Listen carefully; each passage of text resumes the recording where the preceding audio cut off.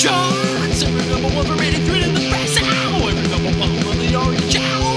Every number one from 83 to the press.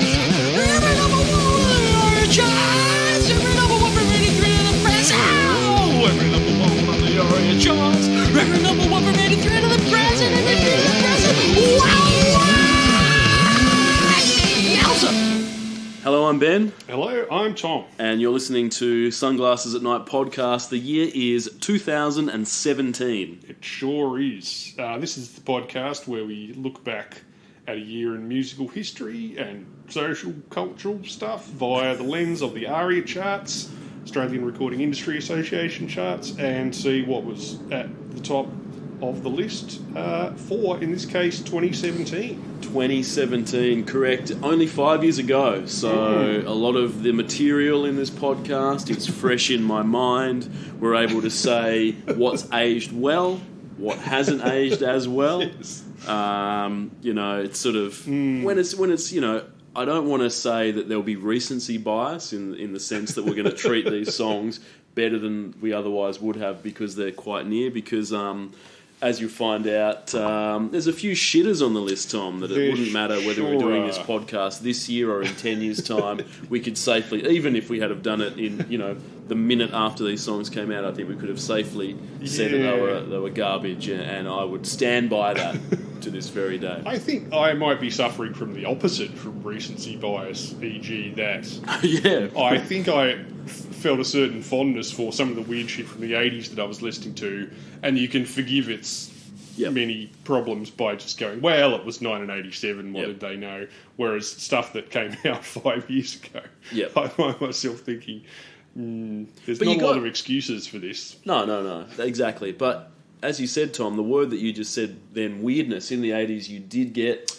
the weirdness that broke through, and now the algorithm seems to have stripped out the sort of the tails on it at the number one spot. Oh, absolutely, at the number one spot. Yeah, you're right. There's still people doing some weird stuff, but I think I know what you mean. Looking when we went through the 90s, I did find myself thinking, because I lived through that, I have very strong memories of that because I was very into music back then, and my main impression from looking back, other than just reminiscing, was thinking there was a lot more strange stuff than I remembered. There were a lot more just weird outliers and odd little musical things that were popular that I'd completely forgotten about, and of course. And the diversity of the charts where, hey, it might be a rap song, might be a rock song, might be the Crash Test Dummies, might be Here's Johnny, we don't know. But nowadays, it's a rarity for us to talk about anything that's not sort of pop or trap pop or rap pop or... But look, the Eurodance Renaissance is coming in 2022. Yes, I hope to look forward to that. That's going to shake things up. So what can you tell me? Just jog my memory about 2017. Is there anything that you can tell me, Tom? Just to paint a picture of what was going on in the greater world around us. All right. Well, in the greater world, a lot of things happened in 2017, which are disturbing in themselves, set the stage for even more depressing things to immediately follow that we weren't aware of right at the time, like it being the hottest year on record again, Mugabe getting hounded from office, the UK picking up a divorce bill of 50 billion euros, neo-fascist murder rallies in America, mass shootings at rock concerts, Harvey Weinstein accusations, etc., etc.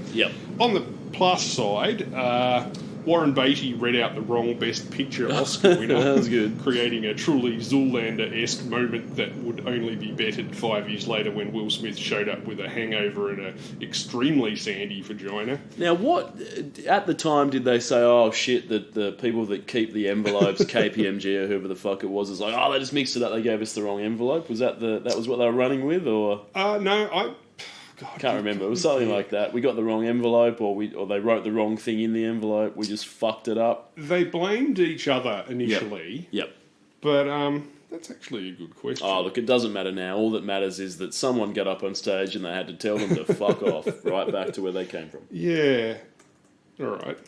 I'm curious. No, look, it's sort of that was definitely a weird moment, something I hadn't seen before. But is it? I'm not a conspiracy theorist, but are we sort of getting to the point where the Oscars need something crazy for people to even remember that they're on or exist or relevant? Because last year, I couldn't tell you what the best picture was, but everyone knows that Will Smith got up and slapped Chris Rock. And it was the same situation with this. It's like, what actually was the best picture? I can't remember, but I remember they read out the wrong one. Yeah, so.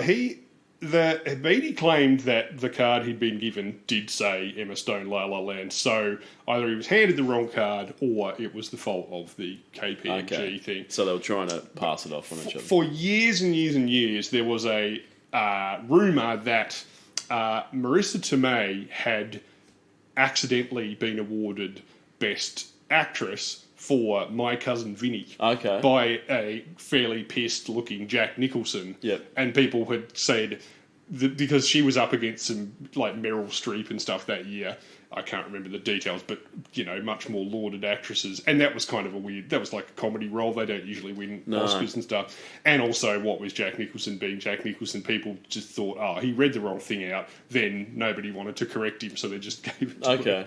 But I don't think that was true. It was just one of those things. I didn't think I would ever actually see the real thing taking place. Absolutely, but it has. Yeah. Especially with this sort of, everything's all digital. I think it happened again this year, Tom, because I believe that at the Arias, Tones and I won a song for Best Song of the Year, which had to have been a mistake. There's absolutely no way that could have been the best song of any year. But, sorry. Oh, you're right. What else? The acceptable face of blackface, Kendall Jenner, started a Pepsi ad set at a Black Lives Matter rally, and it turned out that there are still some areas of the cultural psyche that millennials would prefer remain uncolonised by multinational conglomerates. So people got fairly annoyed about that, and the ad got cancelled. Beyonce had twins, and then immediately started rehearsing for her Coachella appearance. Good. Quote, in the beginning, it was so many muscle spasms, and just internally, my body was not connected, my mind was not there. My mind wanted to be with my children. What people don't see is the sacrifice. Yep. Now, I think people do see the sacrifice. They're more interested in the questions, why the fuck wouldn't you just wait a year before you did Coachella? Yeah, Coachella's on every year, to the best of my knowledge, Tom. So you could just say, I'm having twins, I'll just do it the year after. If your body's screaming at you, lie down, stop doing crunches, and hang out with your fucking babies that you just gave birth to, maybe you should do that instead of going on a crash everything diet for 6 months and taking mystery diet pills that rich people seem to be able to get down at the corner shop. I don't know, Tom, but I don't assume that her and Jay-Z are desperate for the cash. I think they probably have the bills covered.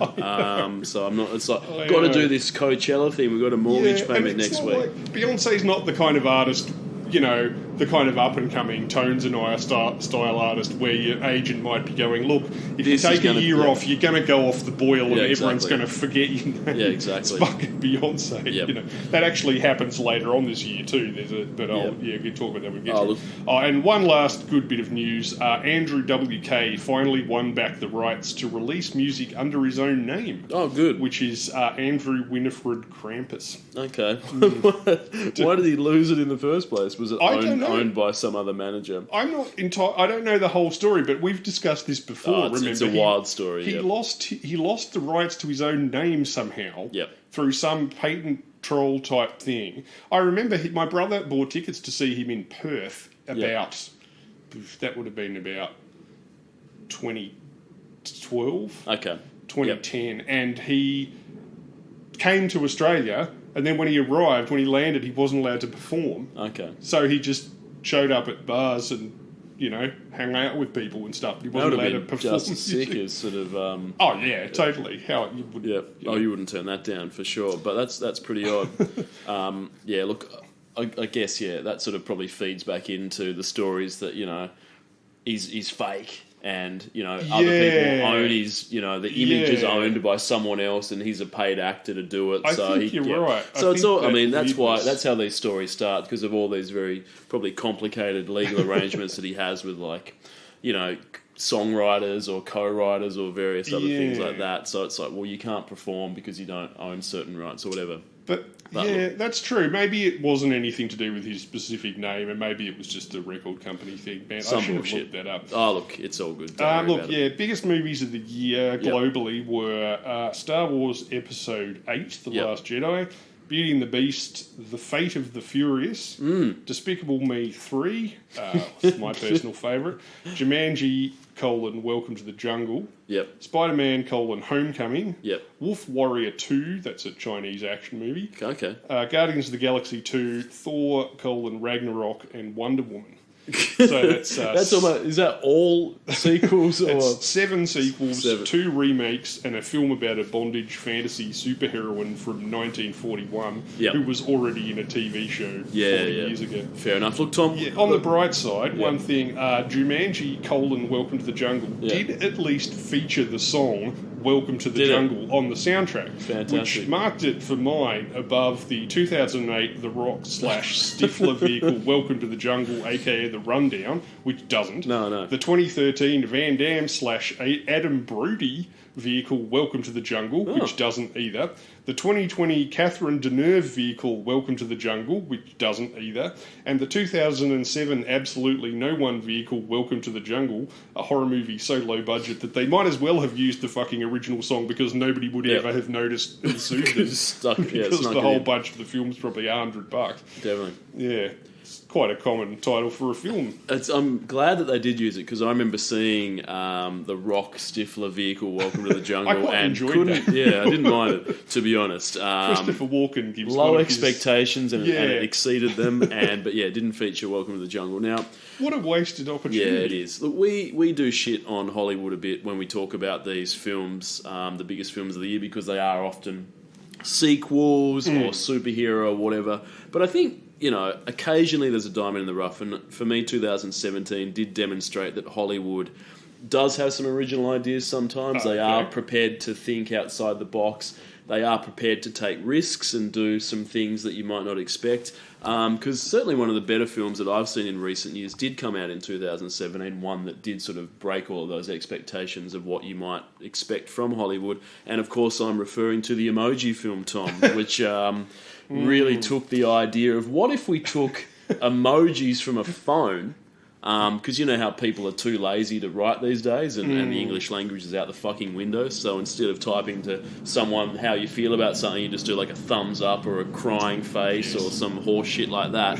Well, what if you took those and turned them into a feature-length Hollywood film? That fucking Lego movie's got a lot to answer for. It does.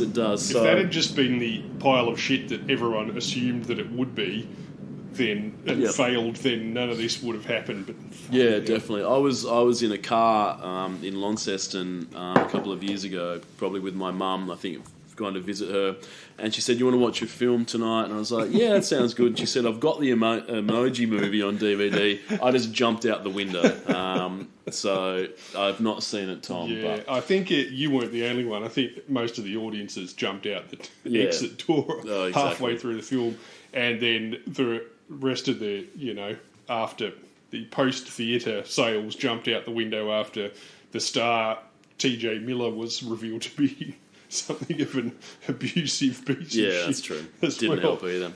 But they're coming out with new emojis every year, Tom, so there is a sequel potentially somewhere down the line, I guess, as we get the more emojis. So can't wait for that. Now, song time? Yeah, let's get on with it. Fantastic. All right, so Tom, 2017, first 2 weeks of the year, more of Rockabye, as we talked about last time with Clean Bandit. Yeah. Got anything else you want to say about this? Just to reiterate, in case anyone didn't hear last time, this is not Lullaby by Sean Mullins, which features the word rockabye in it 23 times. Yep. This is the one about pole dancing in a forest next to a pub where your kid plays Call of Duty at home with the babysitter. Correct, yeah. That was the searing social indictment. Yeah, exactly. In the song Rockabye. Yep, and it does feature that sort of all rockabye, rocka, like off-brand shaggy rockabye, which I do enjoy very, very much. But it's a real what you would call a dog's breakfast. Absolutely. So 2 weeks of that, but then Rockabye by Clean Bandit could have been number one for maybe another month or 2 months, as is the strength of that song. I think it's a very high caliber song. Could have been number one for probably almost the whole year, I would predict, given how good it is. But it couldn't be because something came along, Tom, that sort of knocked it off its perch. And I'm, of course, referring to Ed Sheeran, The Shape of You, Tom, which was 15 weeks. 15 weeks. which for those that are counting is more than 1/4 of a calendar year. It's a significant period of time, and this was the song that the Australian public streamed into oblivion. Let's face it, they just couldn't get enough of it. 15 weeks is far too long. It topped the charts in 34 countries. Wow. Probably doesn't surprise you. And 15 weeks, look, congratulations to Ed Sheeran. It is a record. It is an ARIA charts record, knocking Coolio's Gangster's Paradise, which stood atop the ARIA listening sort of charts as the longest period of time for 13 weeks back in 1995. So a couple of questions out of this. One, will Ed be able to hold this record until 2035? Shaggy, he had a couple of big runs with, It Wasn't Me and that sort of shit. But he could never beat, no matter how long Shaggy had, or probably the Black Eyed Peas had some bullshit. None of those guys could get close to Coolio, who had a full 20 years. Can Ed do the same? Well, can he last for 20 years? I was secretly hoping for some sort of drive-by Ed Sheeran Coolio beef that might lead to, something. I don't want to say, getting shot in the street, I don't want to not say it. Unfortunately, then I remembered that Coolio's already passed away. He has passed away. So, the likelihoods of him drive-buying Ed Sheeran, and, and even then he would still have to release a better song. I'm sure he could do a 2024.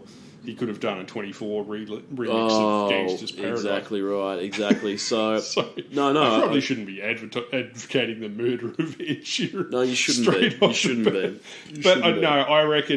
I think the way things move much more quickly these days. He's probably not going to last 20 years for the record. I think he probably not. And also, do you think that somehow this song was responsible for Coolio's death? I don't know how. Do you think?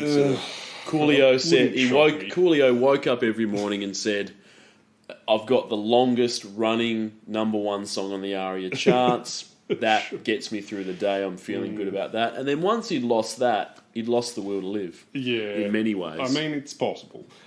I mean, can we blame Australia for making this song so popular? Yeah, no, we can't. Not in this instance, because this song was a global phenomenon, provided that we also define COVID-19, Ebola and World War II as phenomenon that occurred globally. Yep. As of August 2017, it set a new musical record for staying in the Billboard Top 10 for 33 weeks. Oh, Jesus. And yet spineless politicians refused to shut down the country in order to deal with the problem, Ben. I can't believe blame it. the bloody woke I can't brigade, believe it. Yeah, personally. I mean, what they do in Iran? They just pull the plug on the internet, Tom. They just say, "What's that? You're talking shit on the government on Twitter? We'll just shut down the whole internet." And that's what the Australian government should be doing. They should say, 12 weeks at #1, Ed, that's too much. Let's just shut down the internet, shut down Spotify, shut it all down. Right. If you want to listen to that, you're going to have to go to Brash's and buy the CD single. Of course, no one has done that, and then we don't have to listen to it anymore. So, sometimes I like those countries that just go, internet down, we're pulling it down. I spent 2 years in lockdown for a good cause. I would have, they couldn't, while I was doing that, they could have at least, taken Spotify offline to prevent 12-year-olds from making this the most popular song of all time. No doubt, yeah. So on 22nd of December 2001, so roughly a year ago from where we were today, Tom, Ed announced that Shape of You had become the first song to reach 3 billion streams on Spotify. And this song is currently the most streamed song on the platform. Yeah. So that was a year ago. He might be, I don't know, he might be up to 4 billion by now. I'm not sure. But all I know is that out of any song that has ever been released in the history of time, this song, The Shape of You by Ed Sheeran, is the most streamed on the Spotify platform. So sure. Now, this raises a few issues. Number one. Firstly, we've talked about this before. How many of these streams are active, do you think? Do you think people go, I need to listen to The Shape of You and putting it on? Or is it just people that, putting on the playlist and it comes on? I think there's been a bit of debate recently whether there should be a difference in how streams are counted. Yeah. So, i.e., if you've got a free Spotify account, should that be equal weight to a paid account? Yes. Should an active stream where someone goes and types in the artist or song and presses play, Yeah. should that have the same weight as a song that's just added to a playlist that no one really cares about? And who even knows who's making the playlists? Like, the Yeah. playlist could be just randomly generated by the algorithm in Spotify Exactly. to create, listener-targeted playlists and shit like that. Yeah. Yeah, exactly. I mean, so I don't know whether, it should be given equal weight if I'm... Yes. Because sometimes, I might be listening to, say, the 24/7 hit Slave to the Music, Tom, and then they might say, hey, if you love the 24/7 hit Slave to the Music... by that time, Captain Hollywood had left the group, Tom, as you're aware, but we do love that. They might say, if you love that, you'll also love Ed Sheeran, The Shape of You, and they'll just play that, and it's like, I don't love, I love 24/7 Slave to the Music, but I don't love that. No. So, but then it's another stream that's added to Ed's account, because the Yeah. algorithm have said, these two things are loosely pop music on your way. So, yeah. Look, it creates other problems as well. Such as what? Well, I remember reading someone recently saying that, and I think this is a very fair point and something that, after reading this, I sort of took to heart because I went, it could happen to anyone. I did read someone saying that their worst nightmare is listening to a song on Spotify, say the new Beyonce Eurodance track in the car, and then the Spotify algorithm suggests Ed Sheeran, because they're both, as we mentioned, loosely under that pop umbrella. Yeah. So then they're in a fatal car accident. Their mum gets hold of their phone and sees that the last song they were listening to before they died was Ed Sheeran, and they end up getting buried to The Shape of You. Oh, God. Now, and of course, the ultimate tragedy is that they were in the accident because they we're trying took both hands off the wheel to try and stop rip it, the stereo out of the dashboard in order to... And that's fair enough. Yeah. And that the person that wrote about that, I said, that's absolutely right. What if your parents just go, he was listening to Ed when he dies, let's make sure we throw that on the funeral playlist, and then the next thing you know, that's what happens. And totally no one wants agree. that. So, Look, Ben, you're the musical expert here. Yeah. What is it exactly that makes this fucking song so successful? I mean, we know Tropical House and Dancehall were having a moment at this point, as we talked about quite a lot last year, supporting not just actual Caribbeans, but also a bunch of vampire-coloured dorks like Ed Sheeran, Mo, and whatever the fuck a clean bandit is. Yep. But is this enough to explain fucking 75% of the Earth's population watching the video? Yeah, look, it's a fair point, Tom. I guess what makes it so popular, is that it interpolates TLC's No Scrubs.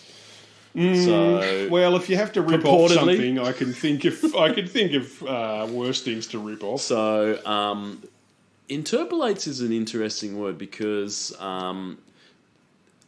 when you listen to this song, there's a bit in the chorus where he says, I don't want your love, and it's got the same phrasing as TLC's No Scrubs, but to say that it borrows from it at all is very, very loose. But Ed gave them songwriting credit, so I'm at least happy to know that the large sums of cash that were derived from this song, some of it went to the people that wrote No Scrubs, which is a superior song. No, I mean, I'm not rushing to defend Ed Sheeran, but I do think, as we have previously mentioned, almost every time he's got a big hit, someone comes out of the woodwork and says, that sounds a bit like my song. So either he's the world's most successful musical plagiarist, or, as he himself said, when he had when the first time it happened, he settled out of court. And he said, I was young and I didn't know what I was doing. And looking back, I wish I hadn't done that because now everyone comes for me. It's fucking open season and they all think they're going to get a taste. So it just keeps happening. Yep. And if you, stretching the term interpolation, as we've mentioned, it can just justify just about anything. Oh, absolutely. And you might not get anything, but if the jury's in a weird mood that day, you might get $100 million, so that's worth a bit of a gamble. Yep. Yeah, look, the song itself, though, what makes it so popular is it because it sounds like it's using like a weird instrument in there, like it sounds like a xylophone or some shit like that. Do people love that? The song itself, it's just kind of bland. Like it's sort of vaguely it's not catchy, but it's no more catchy than the rest of the songs this year. To say the song is bad is not something that I would suggest I is. just- is I mean, right. I It's just don't see- kind of bland, boring. Yeah. I don't see what puts this above any of his other songs. You No. know, for instance, like that sort of kind of acoustic, what's it called, syncopated acoustic kind of percussive thing, and dodgy white boy raps and stuff. You know, I mean, that's half of his songs sound like that. That one he did with Pharrell, the first number one he had on the Arias. I thought that was similar sounding to this, but I thought it was vaguely better than this. But Absolutely. you know, but somehow this becomes the most successful song in the world. You know, So what makes it so successful? I guess it's hard to know. I can't really put my finger on It's it. not even a particularly like we said. It's dance hall, which is a popular style at the time, but it's not like dance hall took over the whole world. No. You know, Anyway, Exactly. Look, I never need to hear this song ever No, again for the me rest of neither. my life. I haven't even heard it that much, but No, the amount that I have heard it is Yeah. quite. And speaking of songs I never have to hear for the rest of my life, this song, The Shape of You, is off his album Divide. You may have noticed that his albums follow I think one's called Plus, one's called Minus, one's called Multiply, so I'm not sure he's gone through maybe sort of square root or something like that. He's done it once, and then the next time he's thought, "What am I going to call my next album?" And then the light bulb's gone off over his head. Yeah, so he's probably run equals, I guess. Has he done that yet? I'm not sure. But He's look, run out of mathematical symbols now, Yeah. so we'll be moving on to emojis. yeah, I hope next, so. I hope so, definitely.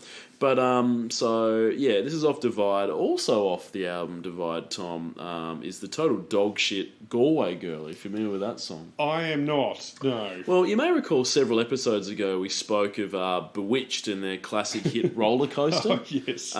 Bewitched are from Ireland, and just to let the audience know, Roller Coaster featured a real shit fiddle section about 2/3 of the way through. Can you remember that? They were part of the extremely short-lived electro country nightclub revolution. They're borrowing from them, Cotton Eye Joe. yeah. Look, you know, it was all go for about 6 months. Yeah, they were borrowing from Rednecks, but moving in a unique Irish direction. So anyway, so that Bewitched song has that sort of if just in case you didn't know we're from Ireland, here's a little shit, like 2/3 of the way through. So Galway Girl, the song that Ed Sheeran released, is that shit fiddle section from Bewitched Roller Coaster stretched out over 3 minutes, complete with almost every Irish cliche you could think of thrown in for good measure. Yeah. It's fucking awful. And just to really ram that home, everyone from the record label to the people involved in the song's production, friends, family, didn't matter who it was, everyone were like, this sucks, total dog shit. But Ed, because of the power that he has, insists on including it on the album. And releasing it as a single. And, he's a visionary, really. He had this to say, quote, "They were really, really against Galway Girl because apparently folk music isn't cool. But there's 400 million people in the world that say they're Irish, even if they're not. You meet them in America all the time. I'm quarter Irish and I'm from Donegal. And those type of people are gonna fucking love it. My argument was always, well, the Cause sold 20 million records. The label would say, oh, the Cause, that was years ago. But who's tried it since the Cause? There's a huge gap in the market, and I promise you, in 2 years' time, there'll be a big folk band that comes up that's pop, and that'll happen as a result of labels being like, oh shit, we can put a fiddle and a pipe on it, and then we can try it as well. So what Ed said is that no one likes it. But because the Cause were popular, and he said, quote, in 2 years' time there'll be some big folk band that does that. He was wrong. There's no fucking... It's 5 years later and no one's come along with a fiddle and has torn the world up. But is he right, though? Will people in Irish pubs be singing his Galway Girl song every year on St. Paddy's Day until the end of time? Was there a gap in the market, as Ed said, and has he filled it with a great song? Well, I mean... You could say there's always going to be an appetite, especially in America, for tacky Irish shite. Oh, no doubt. But whether I'm pretty sure that gap's got quite a lot of stuff currently rammed into Oh it yeah, already. it's full. I mean, yeah, look, I guess you can only go with numbers. Do you have any idea how successful Galway Girl actually was? Oh, it made it. It was a top 10 single in Australia. Didn't make it to number one, but I think it's just horrific. And the fact that he was like, yeah, I just think that, on St. Patrick's Day people get pissed and want to hear this song. I don't know, but it's abysmal. It's don't listen to it. Just pretend it doesn't exist. It's one of the worst songs I've heard this decade. It sounds putting it terrible. out there. So look, Ed Sheeran had the name of the song inked on his arm. Galway Girl. Yep, but only realising afterwards that the tattoo had a typo in it, Tom.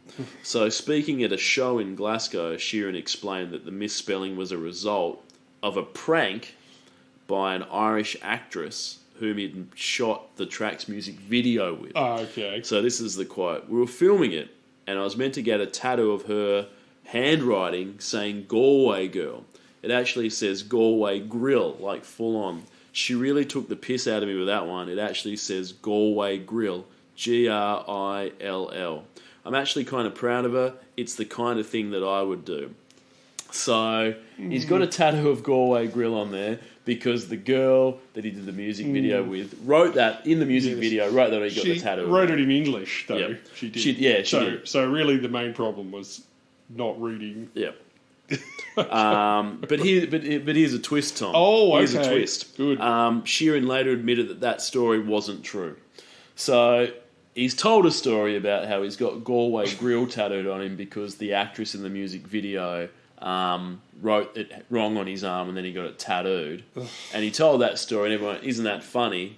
And then he came out later and went, I actually just made that up. So it's not true. So he got it was a planned tattoo. It was planned. No, it's a real tattoo. It was planned for the Galway Girl video. She didn't play the prank on me. She was meant to write Galway Girl, and then I was like, it's going to be funny if you write something different.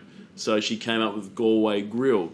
I think it's funnier to just say that she fucked the tattoo up, but it isn't actually the story. Well, I think that story really demonstrates that Ed's grasp of comedy sense of is humour is lacking. It's every bit as good as his sense of music. But there's a couple of things wrong with that, Tom. Yeah. A, is it funny to begin with? And two, if you do tell the story about the Galway Grill, about her doing it wrong, and everyone goes, ha ha ha ha, what you got to do is you don't tell the truth the next week because then it ruins this shitty fake story that you've told. You can't just keep explaining things by going, "Oh, it was funny." Especially when was it's fake, not funny. and then that was true. Good so, Lord. look, I don't know. One more thing about Galway Girl. Ed said this: "It's a love it or hate it song, and many hate it. I've never put out a song before that's polarised so many people. People really, really hate it. No shit, like I do. It offends them that the song exists, but I do think, quote." In 5 or 10 years, those same people will be dancing to it, drunk at the bar. So it's 5 years later, Tom, and no one's doing it. Let's wait. Let's wait 5 more. Let's wait 10 years, 2027, and see where the Galway Girl. Maybe it'll go viral on TikTok. Who knows? Maybe it'll hit the real top of the charts. So, what did they think of that song in Ireland? I don't think anyone liked it anyway. I think it was universally panned as just being total dog shit. So yeah. Anyway. Yeah, look, it seems like what Ed is doing there is deliberately confusing divisiveness with the lowest common denominator. Yeah. You know what I mean? The internet has conclusively proven a theory as old as human language is, e.g. that at any point X% of people are fuckwits who like dumb stuff. I mean, Domino's isn't massively popular despite torturing animals and giving you cancer because it's a challenging culinary experiment. It's massively popular because a lot of people are thick and or slumming it and or had their sense of taste removed in a workplace accident, much like Ed Sheeran. I mean, speaking of, the music video for this, as you said, I decided not to risk having an aneurysm halfway through and leaving my mum to discover the song at the top of my browser list instead of hardcore scat porn was Ed Sheeran. Yep. So rather than adding my name to the 6 billion long list who've already watched it, I chose to sample some of the hundreds of videos inspired by it instead. Good. First I tried Shapes of You by the University of Queensland Law Review.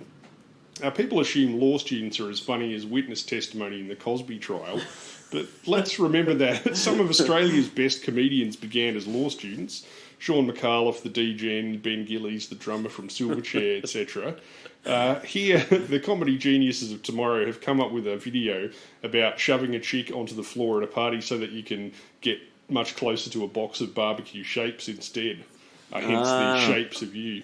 I'd give that one a 3 out of 10, or adjusted for uni review standards, a 9.5. Next up was Indian Shape of You, ! By Prims. In a Shyamalan-esque twist, this is a comedy routine by an Indian which is about his mum's cooking, especially that it's not very good and his auntie's is better, for which he is racked by guilt bed. It's filmed in portrait mode, but on the other hand, it's 8 times shorter than the uni review song, so I'm giving it 5 sacrilegious garlic naans out of 10. Lovely. And lastly, I sampled a little number called Shape of You Gay Parody End Bracket by D Maintain. If I was in a 2010 Apatow movie, I'd say that Ed Sheeran's entire career is already a gay parody, but thankfully that would never occur to me these days. In case you don't know D Maintain, he has 71 videos up on his channel. Good. And every single one of them is a, quote, gay parody of a song, mostly hip-hop, including several by Lil Nas X, who is openly gay already. I honestly can't tell if D Maintain is an out gay dude who can't rap with an incredibly shit sense of humour, or a closeted self-hating gay dude who can't rap with an incredibly shit sense of humour. But his frequent pejorative use of the word faggot and regular linking of gayness with pedophilia suggests the latter. I'd give it 1 out of 10 Siemens, I think. Frankly, Ben, it was only a minor improvement on the original song, really, if I'm honest. Did you watch the official video for this? Yeah. What happens? Does he give away whose cans he's talking about? It's not Gigi Hadid again, is it? No, it's not. I don't know. I don't know who the chick is in the music video, but he's I'm not going to say it's inspired by Rocky, because that would be unkind, but Ed's a boxer. He's doing sure, yes. So he's got his shirt off. That's he's what I think of when I look at Ed Sheeran. Yep. Tough guy. For the blandness of his music, he's got a lot of tattoos. So he's fully inked all over. He's doing some shadow boxing, doing a bit of stuff. Look, the song, I guess itself is just basically about a guy being in love with the shape of a person. I don't know whether that means he's in love with themselves or just the cans. So I think in the video he just hangs out with a chick between real dog shit tough guy boxing segments. That's about it. It's about as exciting as the song itself, really. So. Despite that, Shape of You is also the second most played YouTube pop video of all time, after Despacito, and the 4th most played YouTube video of all time completely after Baby Shark and Johnny Johnny Yes Papa by Lulu Kids, both of which are obviously targeted at a more mature audience. Yeah. Look, the last thing I want to say about this song, Tom, is when Ed had this to say. He said, "I want people to have an opinion, even if it's their opinion that hurts me. I get called beige a lot." He certainly does. Because his music's fucking boring. But I can't be beige if my music's splitting this much fucking opinion. Yeah. Now, Ed's right, I guess, in a way. You can't really be considered bland if you are splitting opinion. So the best way to stop being bland and beige, so to speak, is either do something really, really good, or you can do something fucking atrocious. And Ed Sheeran has chosen the low road and released Galway Girl, a song that is so fucking bad that people went, you know what? He's split an opinion. He can't be mediocre. So kudos to him, because... As I said, once again, he seems to be confusing, fucking... divisiveness. Molecular gastronomy that, look, I put an ice cube on top of an orange, deep froze the whole thing, and then, now rolling it towards you, it's a bold culinary experiment that's going to divide opinion. And here's some tepid room temperature KFC that's been sitting on a bench for 6 hours. That one of those things is an experiment. The other one's just lowest common denominator. And if you don't eat it, then the cat will eat it. Then, for sure. That's not the same thing. Exactly. Beige, right. beige isn't interesting because some people like it and some people don't like it. There's just generally no one gives a shit. So, look, I don't have anything more to say about this. What about the sublime lyrical content of this track? I'm not going to tell you the 6 people responsible for this because, much like suicide on the news, I don't want to encourage copycat incidents. No. This was originally written for Rihanna, which might explain the pseudo-tropical vibe to the sort of beat, but then they decided that it sounded more like something Ed Sheeran would talk about. Okay. E.g., one week in, we let the story begin, we're going out on our first date, you and me are thrifty, so go all you can eat, fill up your bag and I fill up a plate. We talk for hours and hours about the sweet and the sour and how your family is doing okay. Yep. I signed off at the third line where Ed takes his first date to an all-you-can-eat Chinese restaurant to save money, then pours half the bain-marie into his cargo pants and spends a minimum of 4 hours, at his own estimation, talking about the relative merits of sweet and sour pork versus black bean sauce. Yep. It's probably a good thing he didn't play this to Rihanna, or he would have copped MSG poisoning via a chopstick to each gonad, I think. Yeah, that's. I didn't realise. I hadn't delved so deeply into the lyrics to realise what it was really about. But it's interesting, Tom, because you may be familiar with a former Hobart eating establishment known as the China Diner. No. Which was an all-you-could-eat, top shelf, all-you-could-eat Chinese restaurant located in Moona. Moona's been completely gentrified now. It's where the cool kids hang out. The China Diner doesn't exist any longer, but it did back when I was a university student. All you could eat for, I think it was like $8. The price, it was way too low. To the point that no one I knew ever went there. And then one day we just went, fuck it. Let's all go to the China Diner because why not? This won't last forever. Let's go check it out. Showed up to the China Diner, paid the $8, got the $8 worth of food, I dare say. But there was a guy there who was eating dinner for one alone at the China Diner, and when he left, I saw him fill up the pockets on his cargo pants with sweet and sour pork, much like Ed Sheeran's date in this song, Tom. They were bulging, and he left the restaurant, and then we left about 10 minutes later, drove down the street past him on Main Road Mooda. He was walking down there, just popping sweet and sour pork like it was popcorn straight out of the old cargo pant. Was he sort of leaving a trail? It was like it was like a sort of Hansel and Gretel situation, Tom. To find your way back to the China Diner, you just follow the crumbs of sweet and sour pork. But sounds like a man who appreciates value. Ben. So I have a feeling that maybe a young Ed Sheeran was also dining with us on that day, and he witnessed that and said, "I'm going to get the old all-you-can-eat Chinese restaurant sweet and sour pork experience that I saw into a number one song," and he's done just that. So I'm glad that every time I listen to this song from now on, I'll think about that China Diner experience. What was that expression we used last week that was code for?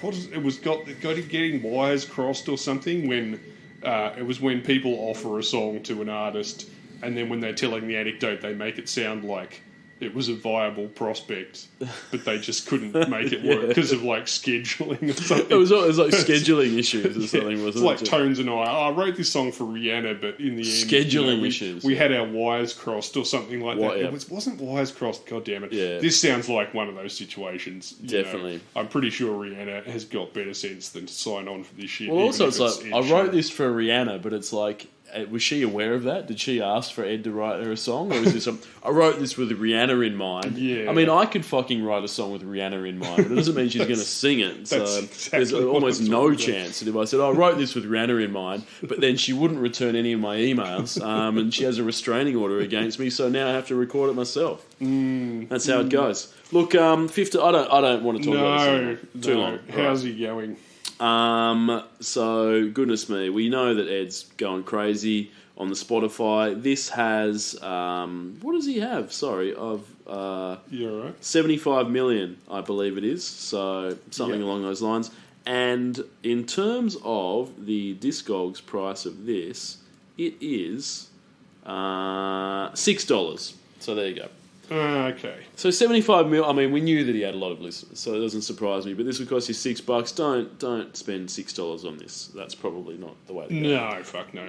All right, cool. That's actually quite low by today's standards as well. I guess, the Yep. success of this, they must have printed. They probably made a lot heap of shit. these. Even in this non-physical product era, they probably just pumped out a fuckload of these. So, cool. All right. Next what's week, up 17th of April. So we've skipped straight to the middle of April. That's how long the first song of the year was, number one. Yep. This is Harry Styles with Sign of the Times, Tom. 1 week. 1 week for this. Now, look.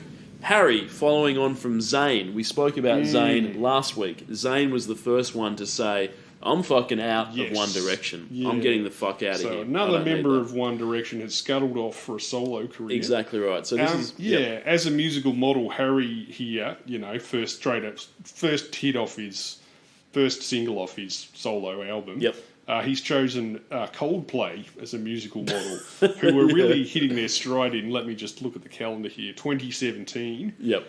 For instance, Gwyneth Paltrow and Chris Martin consciously uncoupled in 2016, last year. God. So even old Goopy Cheeks herself was over Coldplay by this stage.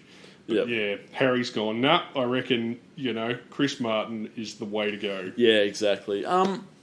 Is Gwyneth Paltrow, just kind of a massive piss taker and is quite amusing and we should like her? know. Or is she just a total fuckwit? We've talked about this before. I can't decide. Yeah. I can't decide because some of the things she does where it's like we're consciously uncoupling, it's like, is this just taking the piss out of divorce and her being like, I'm married to Chris Martin, the dude sucks shit. Yeah. I don't want to say divorce, I'm just going to be a bit of a prankster about it. Or is it just like, I'm a total fucking wanker and I need to make everything pretentious I as know hell? what you mean. It's hard to tell. Like, since then, she has said in interviews, like, I didn't want to get divorced. It wasn't my decision. But then, that could be just her stage managing. I think it's better for my image if I look like the victim because people like that better. And then at the time they're saying consciously uncoupled. So, what did their PR agents have a meeting to decide on that? Or that like you say, it could be a joke or it could, it's really hard to tell. We've talked about that before. Yeah. She's a hard one to figure out. Look, I'm on the fence. I'm on the fence at the moment, so I'll wait and see. So, sometimes I go, if this is meant to be a joke, that's super funny, but then I never know. Goop is an amusingly dorky thing to call your website. Yeah. If it's meant to be that, if it's meant to be something else, then it's not. It's bad. Yeah, exactly. Who knows? All right. So, look, moving on from Chris Martin, but you're right. Look, this breaks from the shit One Direction pop, and look, this goes in a classic rock direction, kind of, I guess. Look, for me, this is better than anything that One Direction ever released, but that's faint praise. It obviously. is. Let's face it. Everything they did was pretty bad. So, look, this is... I don't really know. Like, it's really long, this song as well. It's like 5 or 6 minutes. So It is. This was written by... Sign of the Times, written by co-written by producer Jeff Basker, who's worked with Kanye, Mark Ronson, and Your Mates Fun, full stop. Oh, good. Also on the track are Alex Salibian and Tyler Johnson, plus Mitch Rowland and Ryan Nassi, who all played various instruments on the track. It's a real sort of... it's not a band, but it's, it's a real session. It's got live instruments on it. Yeah. Sure. It's also got a 25-voice choir providing harmonies throughout the song. And they've consciously tried to evoke a sort of timeless 70s-tinged analog pop sound. Yes. Supposedly, according to them, reminiscent of Queen, Space Hog, Bowie, Pink Floyd and Prince. Mm-hmm. Apparently, when you put all that in a blender, you get Coldplay bands. Who knew? Exactly. You drain out the quality and then that's what you get. So Yeah, the entire song was cut in 3 hours, according to Basker, who called it a, quote, instant classic-sounding record from conception to completion. Yep. Although it was a bit hard to hear because he was driving straight to the bank and went under a bridge at that point. So, yeah. I mean, what do you think this sounds like a timeless rock classic, Ben? Or does it sound more like your favourite, a piano ballad? Well, look, I'm glad he didn't say this sounds like a... What was the quote again? an instant classic sounding record. Yeah. So I'm glad he didn't say this is an instant classic. No, he said this is an instant you think classic. he's going to say sounding. that. Yes, so yeah. And look, is this an instant classic? No. But does this sound like songs that are considered 70s sort of... Yeah. Yeah. I think this is what I will say. They've nailed the production sound in terms of this is what we're going for. Yeah. They've got that absolutely perfect. Does Harry Styles have a good voice? I think he sounds pretty good on this. Yeah. I've never minded his vocals. No, this isn't terrible. Is he more interesting than the other members of One Direction? Well, he wears a dress, so let's say yes from time to time. That makes you edgy and interesting, so yeah. So in terms of the production, in terms of... Look, as we learned from Zayn last week, you want to get as far the fuck away from One Direction as you can. Zayn tried to do it by being all sexy. edgy and sexy, and he's tried to do it by using real instruments and evoking musical styles from the past. It's like when you're in the Mouseketeers, as we've learned from Britney Spears and Christina Aguilera. Your second or third single has to be about getting deep dicked. That's what it has to be about. That's right. And Zayn, he went that route and said, One Direction, I'm out of here. I'm going to write a song about deep dicking because everyone's having sex, is what Zayn said. And then Harry Styles has also said, I've got to get the far away from One Direction as possible. Yeah. So I'm going to do this, rather than talking about deep dicking, I'm going to do it in the musical direction that I've taken. Yeah. And obviously, this isn't a through line for him where he just went, I'm just going to do 70s sounding shit forever because it was only sort of this song. But look, in terms of nailing that sound, spot on, did very well. Is this a great song? Not really, but is to his be fair vote as well? I haven't heard the rest of this album, so I don't know how it actually correlates. I've never to heard his any stuff. other song of his. I've only heard like singles and stuff. But so I mean, don't I don't know whether the whole album had this kind of retro tinge sound, or I whether. don't know either. But look, I don't hate this. No, but and I will say too, it's not just a break from the sound of One Direction, but it's also kind of a break from the then current UK pop scene by being played on real instruments, not being tropical house, and not being utter shit. Yep. Like you say, personally, I don't mind this either. It is also way too long. It's like 5 minutes 40 long, and that's 3 minutes longer than it needs to be. Prog rock aside, I think if you want to learn from the 70s hits, then get out while the going's good. Yeah, for sure. Leave on a high note. Yep, you don't have to wring the fucking cloth till the last drip comes out. This shouldn't have gone for any longer than 4 minutes. I'm sorry. No. But look, credit where credit's due. I think for a debut single, he's done what he needed to do. Break away from the dog shit he used to be associated with, and he said to the audience, hey, expect the unexpected from me. I'm going to be wearing a dress in my next video clip. I'm going to be singing about watermelons in a couple of years. Sure. Wait for it. So, yeah. And Tom, in the music video, he's flying. Yes. He's flying all over the place, and I don't mean in an aeroplane. He's just physically flying through the air.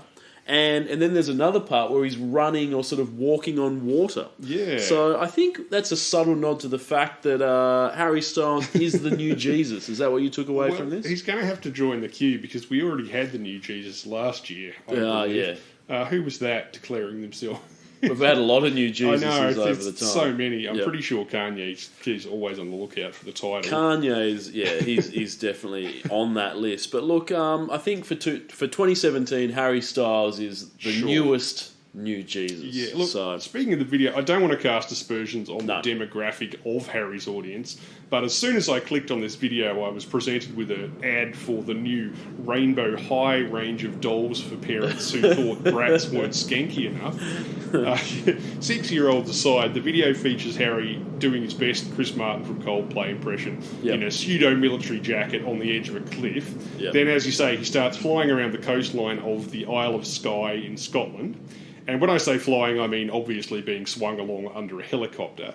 That said, the scenery makes it look pretty fucking cool, if a little bit pointless, and also fucking freezing, given that it's Scotland. Like, he's not wearing a helmet or anything, he's just zooming around.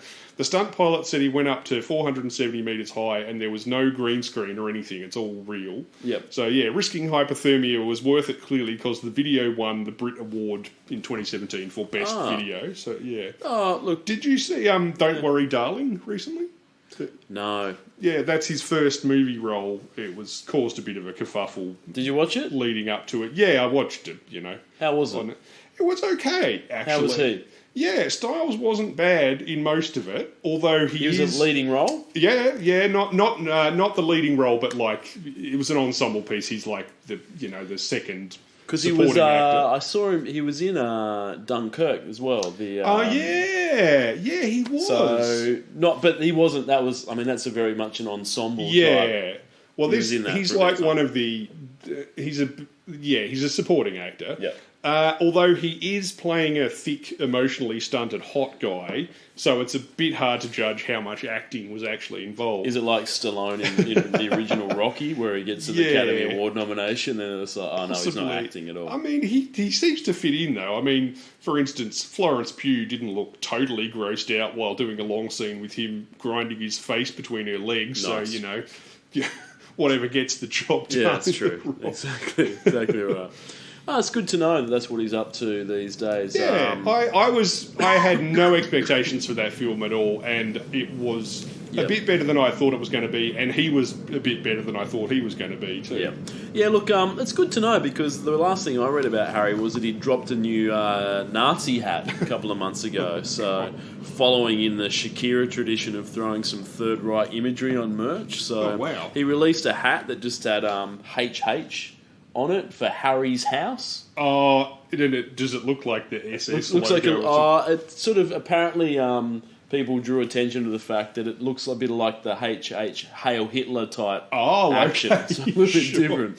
So I think the hat has been removed from sale. But it's a shame, because 30 years ago or even 20 years ago, people would have thought, well, no one's going to make that connection, but, Yeah, well, that's the problem with Nazis being apparently on fleek at the moment. Well, exactly. So when I say he dropped a Nazi hat, that's not completely true. He just dropped a hat that had HH embroidered on the back, and then people went, wait a minute, that could be associated. If I see someone with HH on their clothing, I know what that means. I'm like, they didn't Harry's go the full house? Ace of Base and they didn't. They don't, but joining anti-Semitic hate bands or anything like that. Well, I gave someone an AOK symbol the other day, and they were like, "You a Nazi?" And they didn't really say that, but apparently that is as well. So Jesus Christ, nothing is fucking safe. So what about Harry's lyrics on this?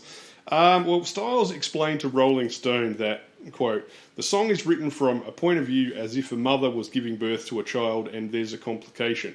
The mother is told, the child is fine, but you're not going to make it. The mother has 5 minutes to tell the child, go forth and conquer." So, that's kind of interesting. See if you can actually get any of that from these lyrics. Just stop your crying. It's a sign of the times. Welcome to the final show. I hope you're wearing your best clothes.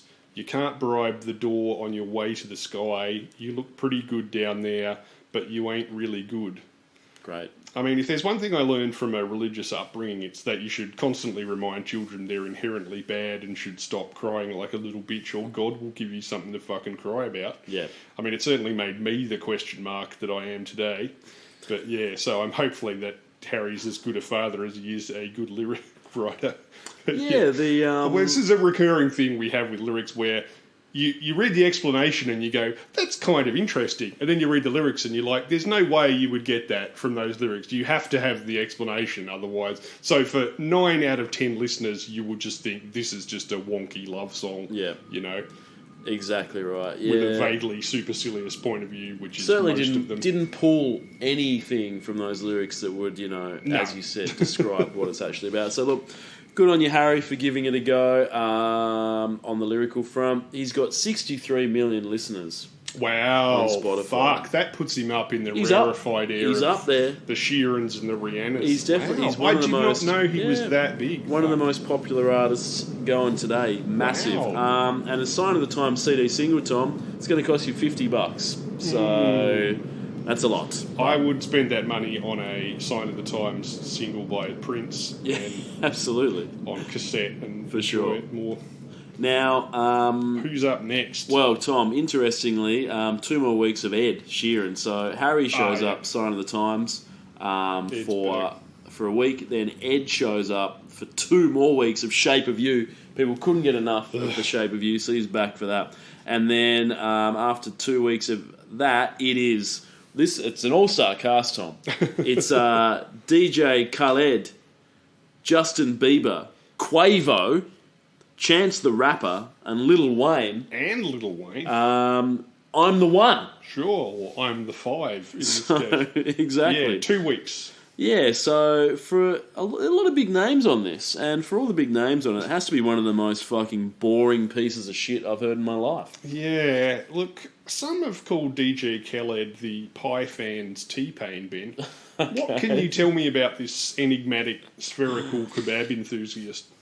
Well, the DJ Khaled story, it's actually a unique one, which by unique I mean one we haven't heard before. It's Sure. by no means some sort of crazy, wild story that everyone's Okay. going to be blown away by, but it is a little bit different in the sense that, yeah, look, he started out working as a radio host in the 90s, so like a Okay. radio DJ. Yeah.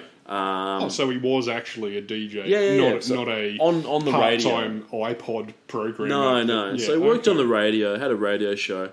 He's from New Orleans. Okay. I just assumed he was from Florida, but Yeah. no. So New Orleans. It's a But then he Completely fair. he moved to Miami in 1998, so he did end up there. And then he co-hosted a radio show on WEDR called 99 Jams, and he co-hosted that with a member of the Two Live crew. Oh, sick. Who are fucking radical, Luther Campbell. So he did that.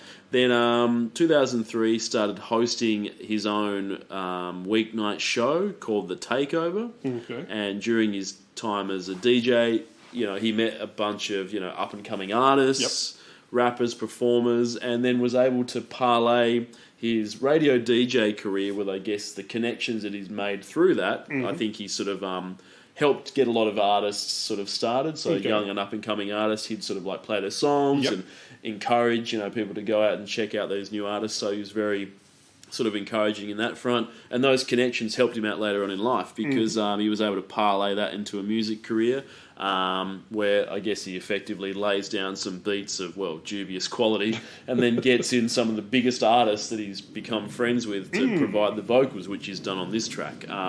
So looking at his discography, he's worked with just about everyone almost. He's worked with a lot of people, and this is his only number one song in Australia, but he's had a heap of top 10 singles, not only in Australia but internationally. So He's a featured guy a lot, or featuring, So if I had to break down his career, it's tepid beats with celebrity rappers over the top, and that's done him well, very well. Yeah, I know. It's a pity because it's nice to hear about a DJ who started out as an actual disc jockey, and might have even at some point, God forbid, touched a vinyl record with their own hand. Yep. But yeah, unfortunately, his music does not really live up to that high potential introduction. But yeah. So look, he's known as DJ Khaled today, obviously, but he's used many monikers over the years, including Arab Attack, Big Dog Pitbull, which obviously couldn't continue because I'm sure Pitbull would have taken some umbrage with that. I was going to say that. Terror Squadron, he used that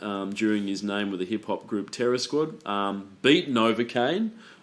Which is very apt, as his beats do have the effect of numbing part of your body, notably the brain, due to fucking boredom. The Don Dada and Mr. Miami. Khaled stated that he used the moniker Arab Attack for his music, as in attack with music, Arab Attack. But it was discontinued after September 11. Since he felt that using it would seem disrespectful and offensive towards those who had suffered in the 9/11 terrorist attacks. I felt sorry for DJ Jihad as well after that. He had to change his name. DJ to Khaled is Justin such Bieber, weirdly. Yeah, absolutely. Oh, you should have just stuck with fucking Arab Attack. So it's a lot more interesting than DJ Khaled. But I do love DJ Khaled because him and his wife Nicole Tuck have a son, Ashad Tuck Khalid, born October 23, 2016, and Khalid garnered national attention because he streamed the live birth on Snapchat. Wow. So remember there you Snapchat? go. It still I hope his exists. son lives longer than Snapchat does. Yeah, imagine that sort of. Oh, Dad, do you have any photos of my birth? Well, I don't, but there's a video that I live streamed on Snapchat. Hopefully, the fucking the company's still as you said. It's still better than some people like Kyle Sandilands would have had a full Nova FM fucking radio crew in the. Well, I think has he just had a hotel kid, room. Kyle Sandlands, or his wife's pregnant or some I shit? certainly I hope fucking not. hope His not, latest yeah. intern's giving birth to one of his kids. Yeah. Look, personally, I thought this track would have been improved with more people on it. Oh, yes. Certainly more brands of celebrity tequila in the video. Oh, no doubt. Once again, as we've also talked about previously, every single rapper here, all 5 of them, is using a different flavour of shit auto-tune. Oh, yeah. But then the producers also put it all over the one person who can actually sing, e.g. old Hillsong Bieber, Yeah. DJ Jihad himself. So, yeah, I'm not sure why you would do that. Do you know anything about any of the other people? I hadn't heard of some of them. I haven't heard of Quavo before. So Quavo, he's one of the surviving members of the Migos, Tom. Oh, really? Oh, so that shows how little I know about modern hip-hop. who are the new Beatles, as we've heard before, when Donald Glover claimed that Migos are the new Beatles. And like the Beatles, one of them recently got shot. One of them's dead, yeah. So there's 3 Migos, one's dead, so there's 2 Migos left. Quavo survived. And yeah, look, really won out in the auto-tune in this song because was his the wackest auto? I mean, they all had whack auto-tunes. Yeah, they really are. It's song. like they've all got a slightly different bullshit auto-tune effect, but yeah, his is bonkers. Look, I do like Quavo's verse, though, in this song, though, because he references crisscross, Yes, which is sick. So, power to that. I do enjoy that, which is something great. And, look, this is something perfectly crafted. I thought when you listen to Quavo's verse and the crisscross reference, you think, this is something perfectly crafted over weeks and weeks. Yes. That Khalid's reached out and said, Quavo, come on in. And he's like, okay, I'll sit down with a notepad, craft out these lyrics, I'll come in and drop something perfect. But it's not the case. This is what Khalid said. I hit Quavo up like, yo, I got this record. I'm telling you it's going to be big. I need you on it. And he's like, Khalid, whatever you need, I got. Now, why would Khalid think this is going to be big? Because this is fucking as boring as it gets. So, anyway. But look, Khalid, whatever you need, I got. So, Quavo had his back, which is fantastic. We went into the studio, and we actually recorded in the studio where Michael Jackson recorded Thriller, which is sort of a house of horrors all of its own, really, when you think about it.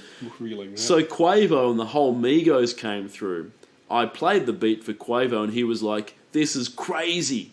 The man really took 5 minutes. 5 minutes listening to the beat, and then went into the booth and just knocked it out. So, fantastic. He certainly knocked something out. Yeah, exactly. So, it's good to know that 5 minutes is all Quavo needs for this. So, definitely. Who knew that for a perfectly crafted crisscross referencing thing, Quavo would only need the 5 minutes, but that he does. So, and what about the other guys? How did they approach the verses? Oh, look, it's a really good question. But what I will say is that, look, yeah, so there's Quavo. Who else is on this? Chance the Rapper. Chance the Rapper, Lil Wayne. Yeah. So, I'm always happy to see Lil Wayne pop up for some Robitussin-inspired sunglasses indoors, Brian. Yeah, absolutely. So see what he's got on his head today. As I talk about these dudes, I might just reference their Spotify listening as I go, so I have to do it at the end. So Khalid, straight off the bat,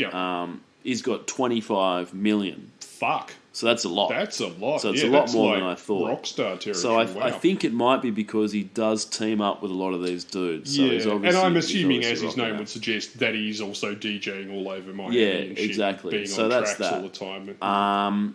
We mentioned Bieber at the top. He does the chorus on this. Everyone else is rapping. He does the actual singing. Yep. So he's got 70 million.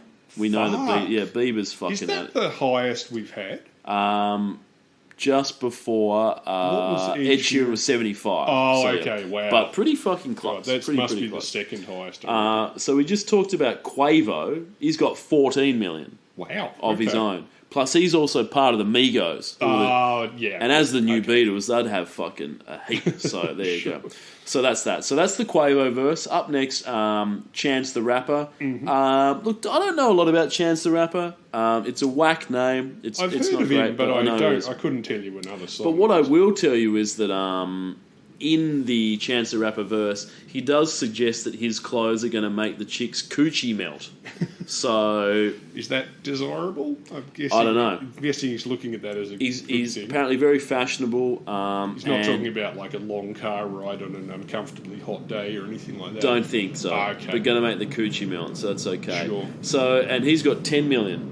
10 million? On Okay, I Spotify. mean, that's still pretty respectable. And then, just in case you weren't completely over auto-tune, Lil Wayne shows up with another auto-tuned as fuck thing. Lil Wayne's story is he's the original face tattoo rapper, I think, isn't he? I mean, every motherfucker he really has set the them standard. now. But and look, Lil Wayne, yeah, he loves the auto-tune. He's got what? He doesn't have a heap of big hits, but he guests on all kinds. He's been around for fucking ever. He does have an entire self-taught electric guitar album where he just wanted to be a rock and roll guy for a whole album. Massive respect to that. Massive respect. He seems like, out of all of them, he seems like the most fun to hang out with. Oh, definitely. Although He you've seems gotta loose say, as all shit. Given that Khaled's fairly limited musical and production skills, Yep. he must be a good time in person. He must have a I lot of must charisma and good at like Akon style, discovering, e.g., convincing other people to work with you talent, which is, that's like Puff Daddy type promoter skills where you're good at, Yeah. Oh, for making sure. connections. He's obviously very good at making connections because he has a lot of them, and as I mentioned, when you look at his discography, it's just like, oh fuck, it's featuring this person, featuring that person. So yeah. So Lil Wayne has 26 million. Oh, okay. And then the last he's higher one up. is obviously Bieber does the chorus. Khalid had this to say: Bieber, I got this dream I want to play for you. I feel we're good about it. And he was like, man, let me hear it. And I played it over the phone and he loved it. He knocked out. Now, I don't know what the fuck he's saying, but I don't believe any of that story. No. There's no way anyone could play this over the phone and the person listening to it going, this is fucking especially amazing. a half-finished version without the one person on it who can actually sing it. Yeah, because there's nothing in this that No. makes me go, oh yeah, I mean, this is fucking great. Similarly, if you'd shown me the video for this and told me to guess when it came out, I would never have said it was this recent. No. There's a very 2007, or not even to say 1997 vibe to the whole thing.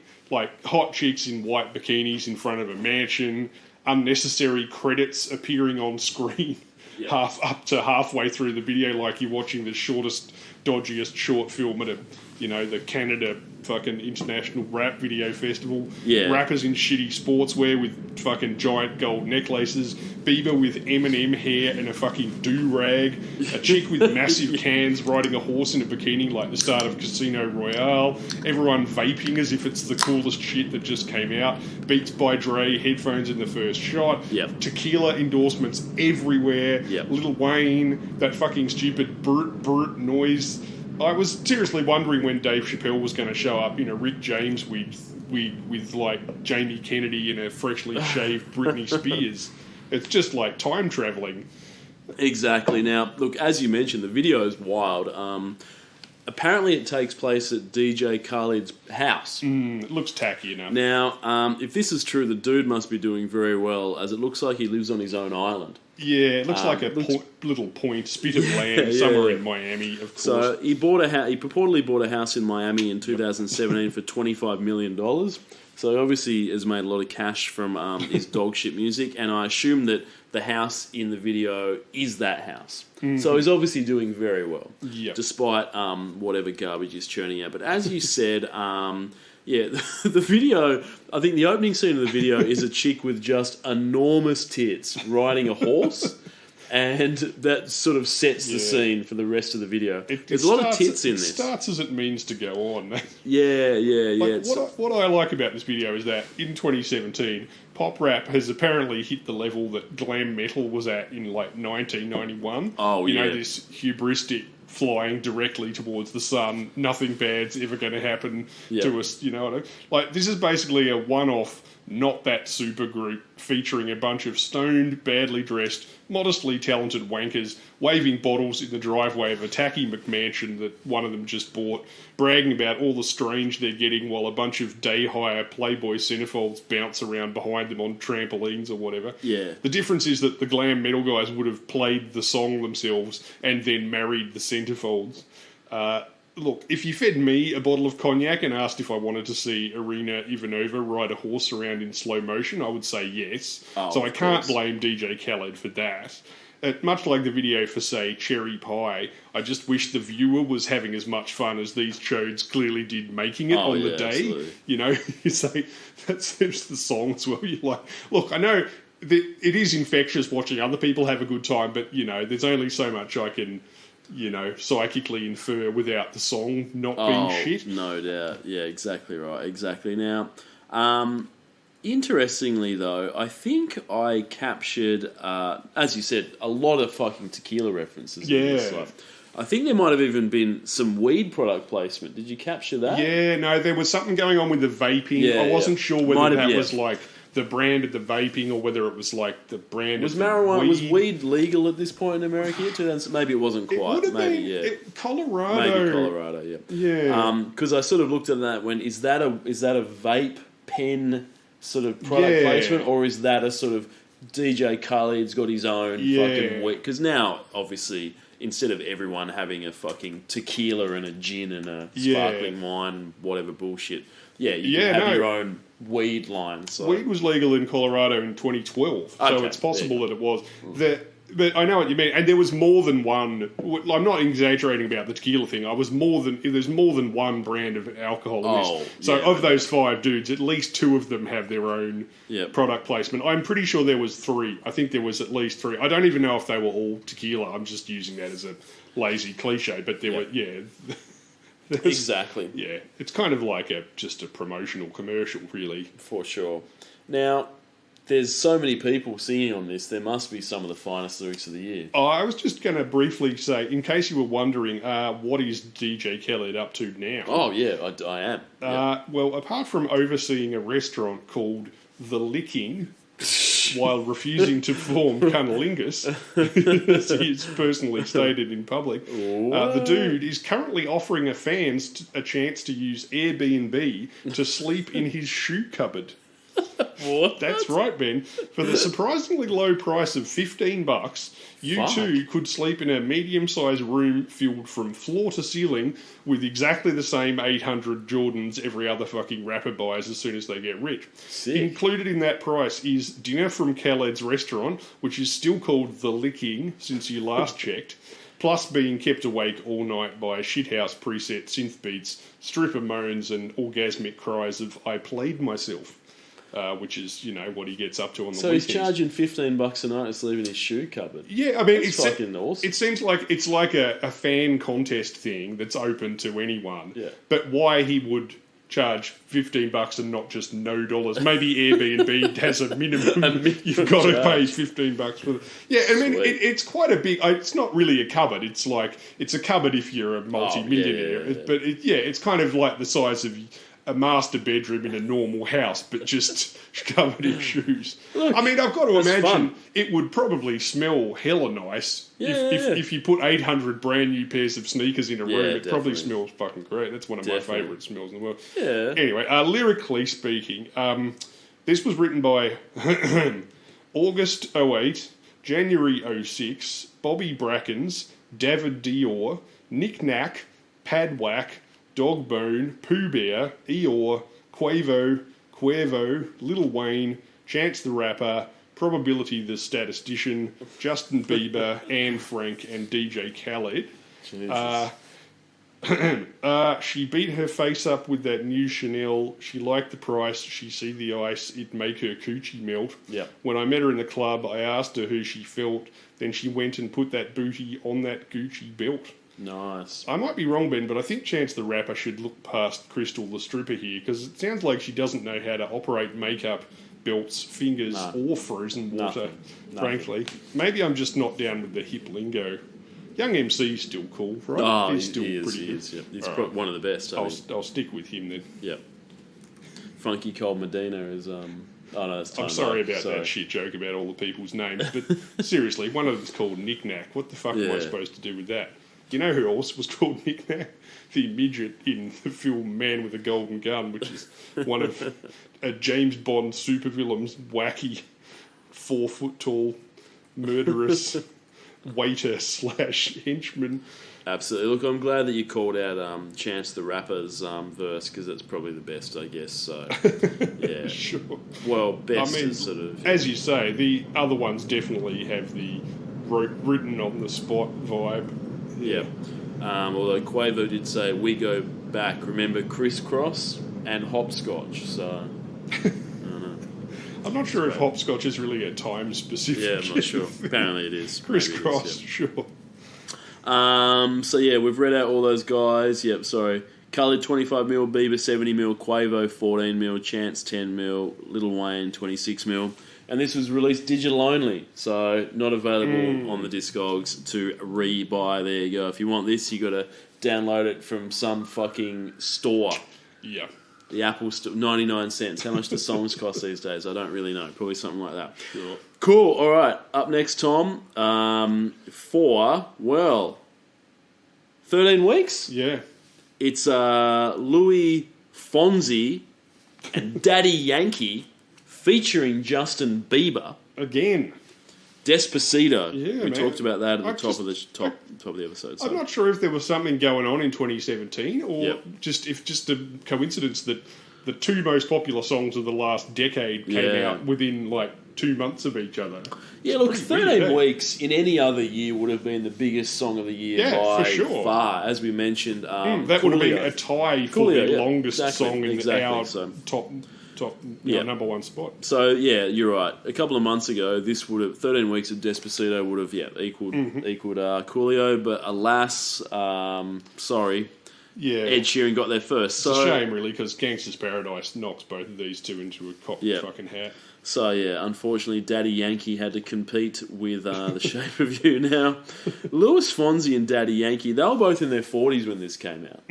So, they're from Puerto Rico, and obviously, given, their age, they'd both started out some time ago. Had quite a lengthy career as Spanish-language musicians. Louis Fonzi, more of a sort of Latin pop guy. Daddy Yankee, a reggaeton dude. We've had which that is on the sort charts of a few times. Yeah, so that's sort of like Jamaican style music, reggae. Sean Paul, was it Sean Paul? Yeah, mixed with some dance hall, Latin American sort of vibe, some hip hop. Daddy Yankee is he's one of the originators of that style coming out of Puerto Rico. Yeah. So now, Tom, I know that you're at the basically every Central and South American festival that happens in Melbourne. There's a lot of them.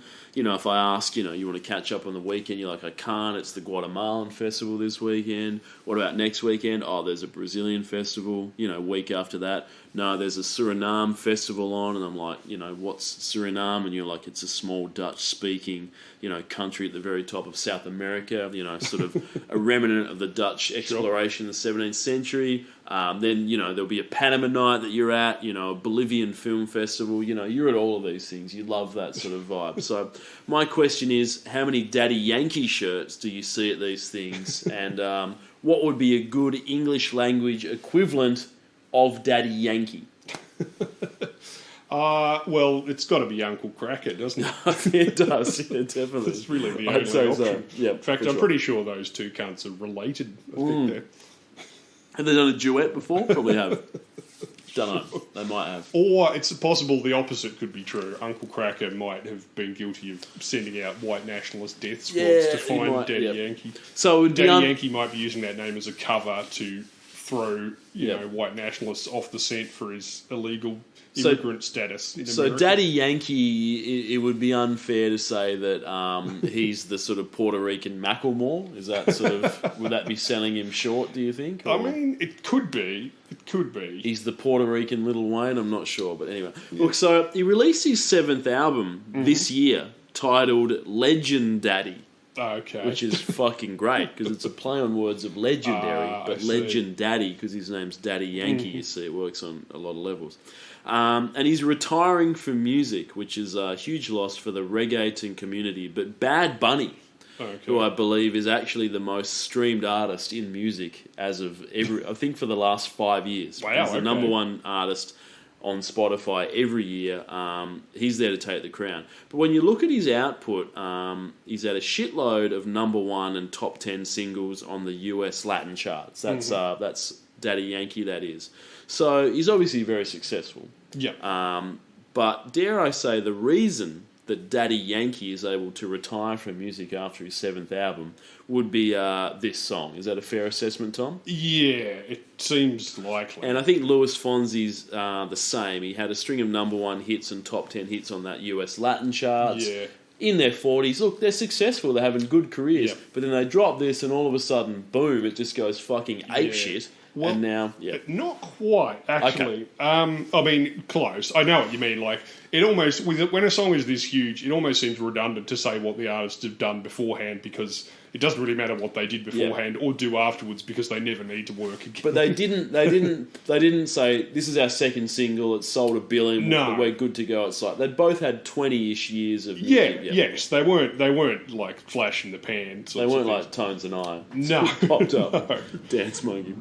The original version of Despacito is a reggaeton song about the act of having sexual intercourse of all things. Is reggaeton? I know it's weird to imagine.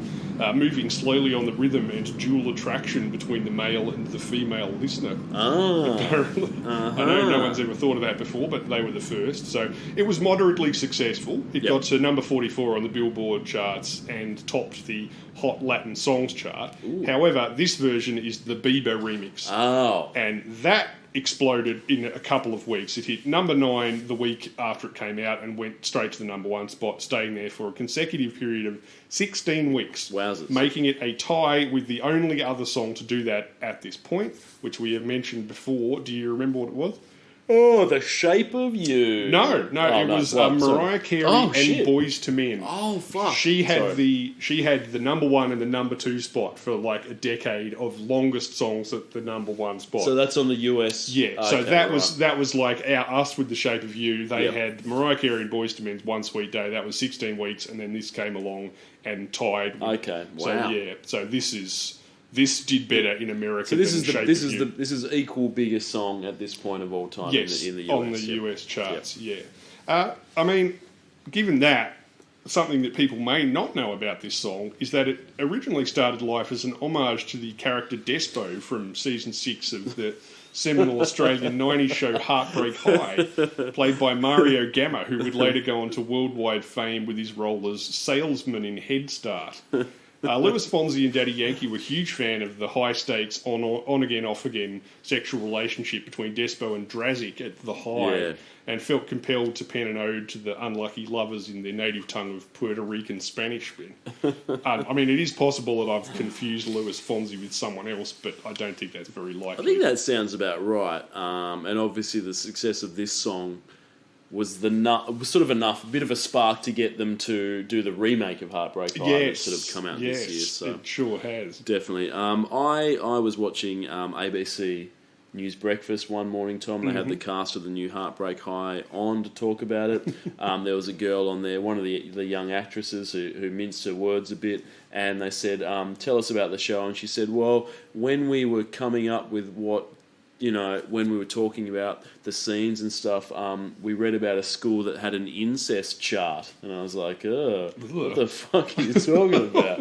And that sounds I think what she meant was there was a school that someone had drawn up like everyone who had banged each other. Oh, okay. And it was a bit incestuous, is what she meant. But it came out. She said, "We read about a school with an incest chart." And I went, "That's fucking weird." You give that to a current affair, and you're going to get 7 weeks of stories about the incest scourge sweeping our playgrounds. Oh, tell me about it. Exactly. It's like one kid goes to a party and does a bucket bong, and then 3 weeks later they're talking about rainbow sex orgies taking over our primary schools. That's exactly right. Exactly.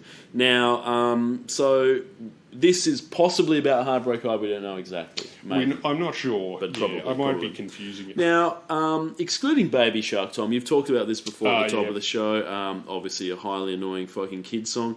Goes for, and the thing about Baby Shark is that it goes for, I think, 2 minutes or less than 2 minutes. So imagine a child, they hear that, it goes for 2 minutes, and they're like, put it on again. Oh, Mum, put it on again. And the parents are probably like, I'll put that on a fucking loop, and then I'm going to go and do something else.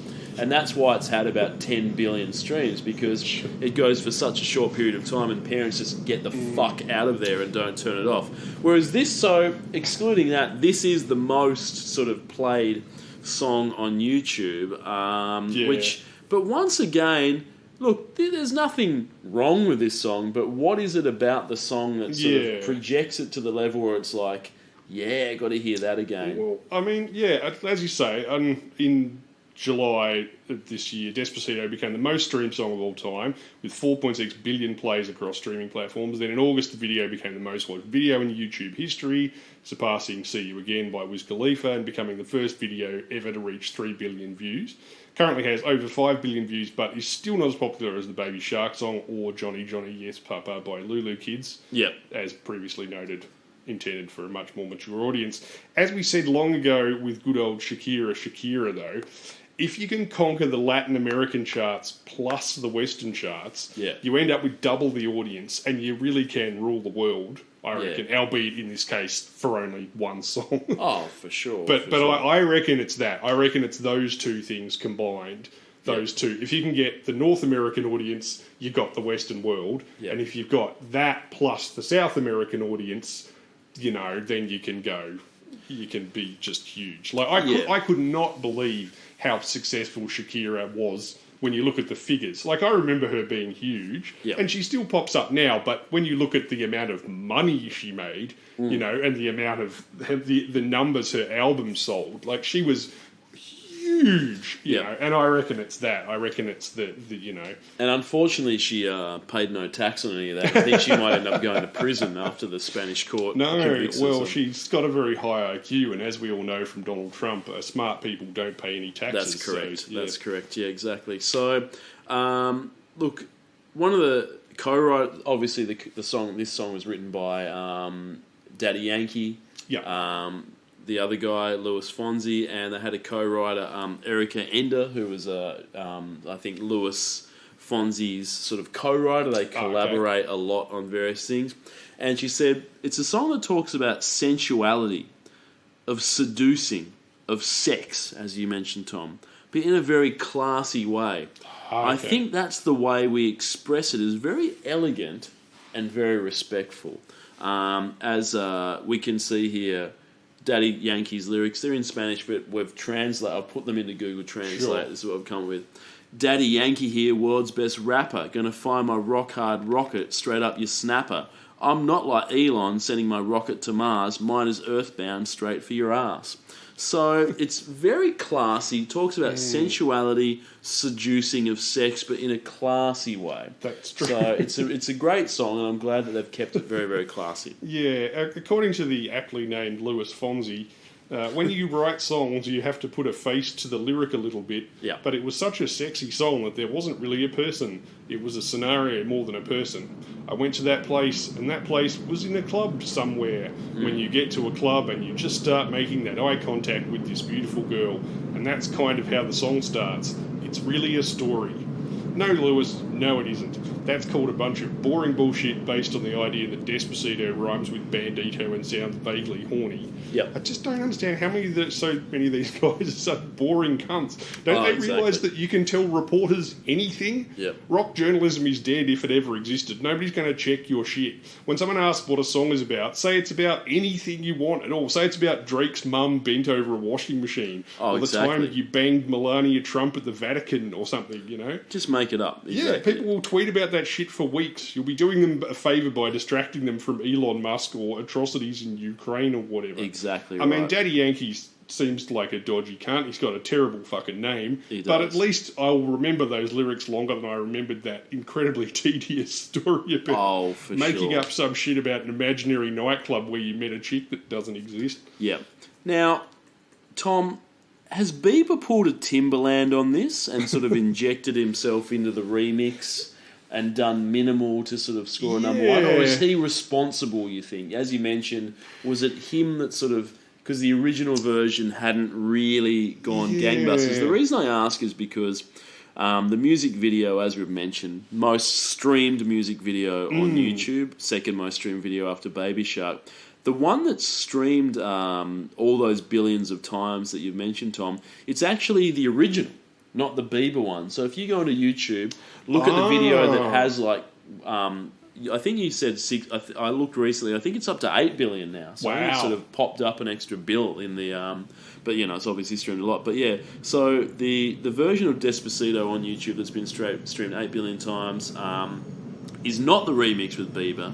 So I'm not really sure. How does that work? Yeah, he was obviously a catalyst in getting the song to be popular in the first place. But now when people choose to watch the song on YouTube, they're going just for that. This happened twice last year where he dug a song out of Ed Sheeran's rubbish bin. Yeah, and out of the 400 songs Ed throws away as not being good enough every week. Yeah. And got them both to be massively successful. Yeah. The one he did with Calvin Harris and Ed Sheeran, and another one with just Ed Sheeran. Yeah. And it's like that. You sort of have to think, well, he didn't write the lyrics or the music. Yeah. And he's not really a producer. No. He sings on them, through a computer. But then again, the song would have stayed in the bin if he left it. This. It's hard to imagine this would have gotten this level of fame without, at least in America, without, Bieber's name attached to it. True. But then again, you'd say that doesn't necessarily mean it's the better actual song. It just means that's the guy that people know. So. In 2017, he helped them sort of, the song to become known and become popular, but then on the long run, people are just like, I'll just listen to the original without him on there. Or you might also say, but nobody remembers that he was on this song because he doesn't make enough of an impact. No. So when they're typing in, they're not typing in Justin Bieber Despacito, they just type Despacito. Yeah, exactly. And, exactly. So look, Bieber himself, he actually received a bit of a backlash from fans after a bungled performance of the song at an appearance at the One Oak nightclub in New York in 2017. Now, Tom, he'd forgotten the lyrics. Bieber's got a lot of songs. He must forget some of his own lyrics. So are the lyrics in English or the Spanish lyrics? Well, this is what he sung. He got up and yelled, I don't know the words, so I say Doritos. I don't know the words, I say Doritos. I don't know the word, I say Doritos. Despacito, I ate a burrito. I just want a burrito. So he got up and sung that, and apparently people weren't super happy with that. But Louis Fonsi, who obviously is a co-writer of this song, he said, hey, I'm going to defend Bieber. He got up and said, it's not an easy chorus to sing, even for fluent Spanish singers like myself. It's got a lot of lyrics. It's tongue-twisty. So that's one way of putting it. It's difficult to sing. It's tongue-twisty. He had a problem with it. The other thing is you could say that's just straight racist. Just him just going, it's a Spanish language, so I'm just going to say Doritos, burrito, fuck it, who cares? So anyway. If you wanted to be charitable, you could say, well, those things rhyme with Despacito. If you wanted to be less charitable, you could say the first thing he thinks of when he thinks of Spain is burritos. No, exactly. That's the top thing that pops into his head. For sure, yeah. Look, I think that you'd have to say that Daddy Yankee by now, he probably owns about a third of Puerto Rico. You'd have to think. Just the sort of the money they've made off this just must be completely insane. Fonzie and Yankee did a spicy performance of this song at the Grammys in 2018. James Corden was hosting that year, and he quipped this time. He said, wow, that's a catchy song. I've never heard that song before. If they can just get that song on the radio, they've got a hit on their hands. And that's the sort of shit comedy I expect from him, Tom. The sort of very played out, real popular song. I've not heard this definitely before. The Domino's Hawaiian pizza of comedy, James Corden. He's absolutely dog shit. I can't.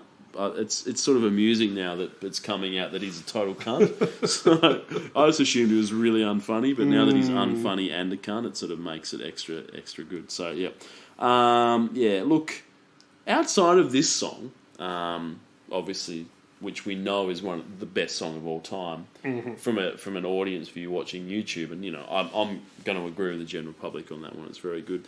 Do you have a favourite Louis Fonsi or Daddy Yankee song outside of Despacito, Tom?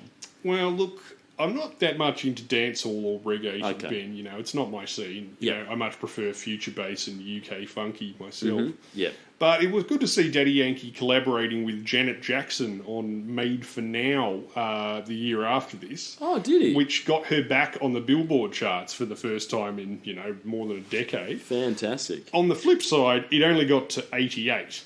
So, maybe she should have collaborated with someone a bit more culturally relevant, like Belle Biv DeVoe or the Stray Mob, perhaps. Yeah, that's very true. That's very true. Look, I think a collaboration of Daddy Yankee and Janet Jackson is very good. Unfortunately, the song's not very good. She's the best thing in it and still not very good. Yeah, I see. It's like this, but, with Janet instead of Bieber, really. Yeah, well, my favourite is the Daddy Yankee song Con Calma, Tom, which is a reimagining of the 1992 Snow song Informer, which is one of my all-time favourites, and I can say that the cover is better than the original.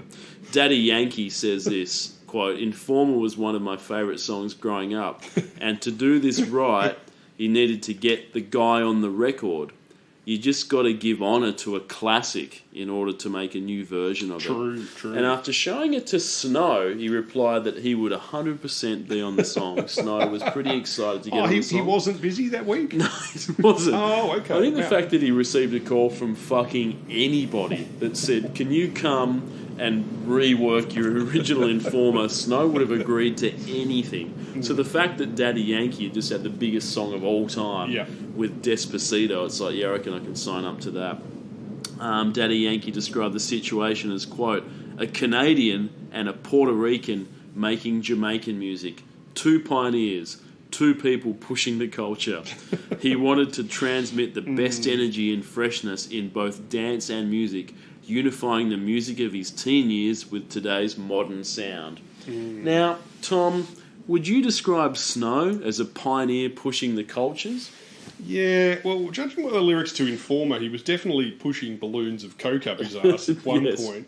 But maybe not pushing culture so much, just pushing a giant ball of shit up a hill to the top where it could roll back down and squash him at the bottom. Absolutely. Look, Yeah. I'm not sure that I'd be bragging that you're a Canadian and a Puerto Rican making Jamaican music.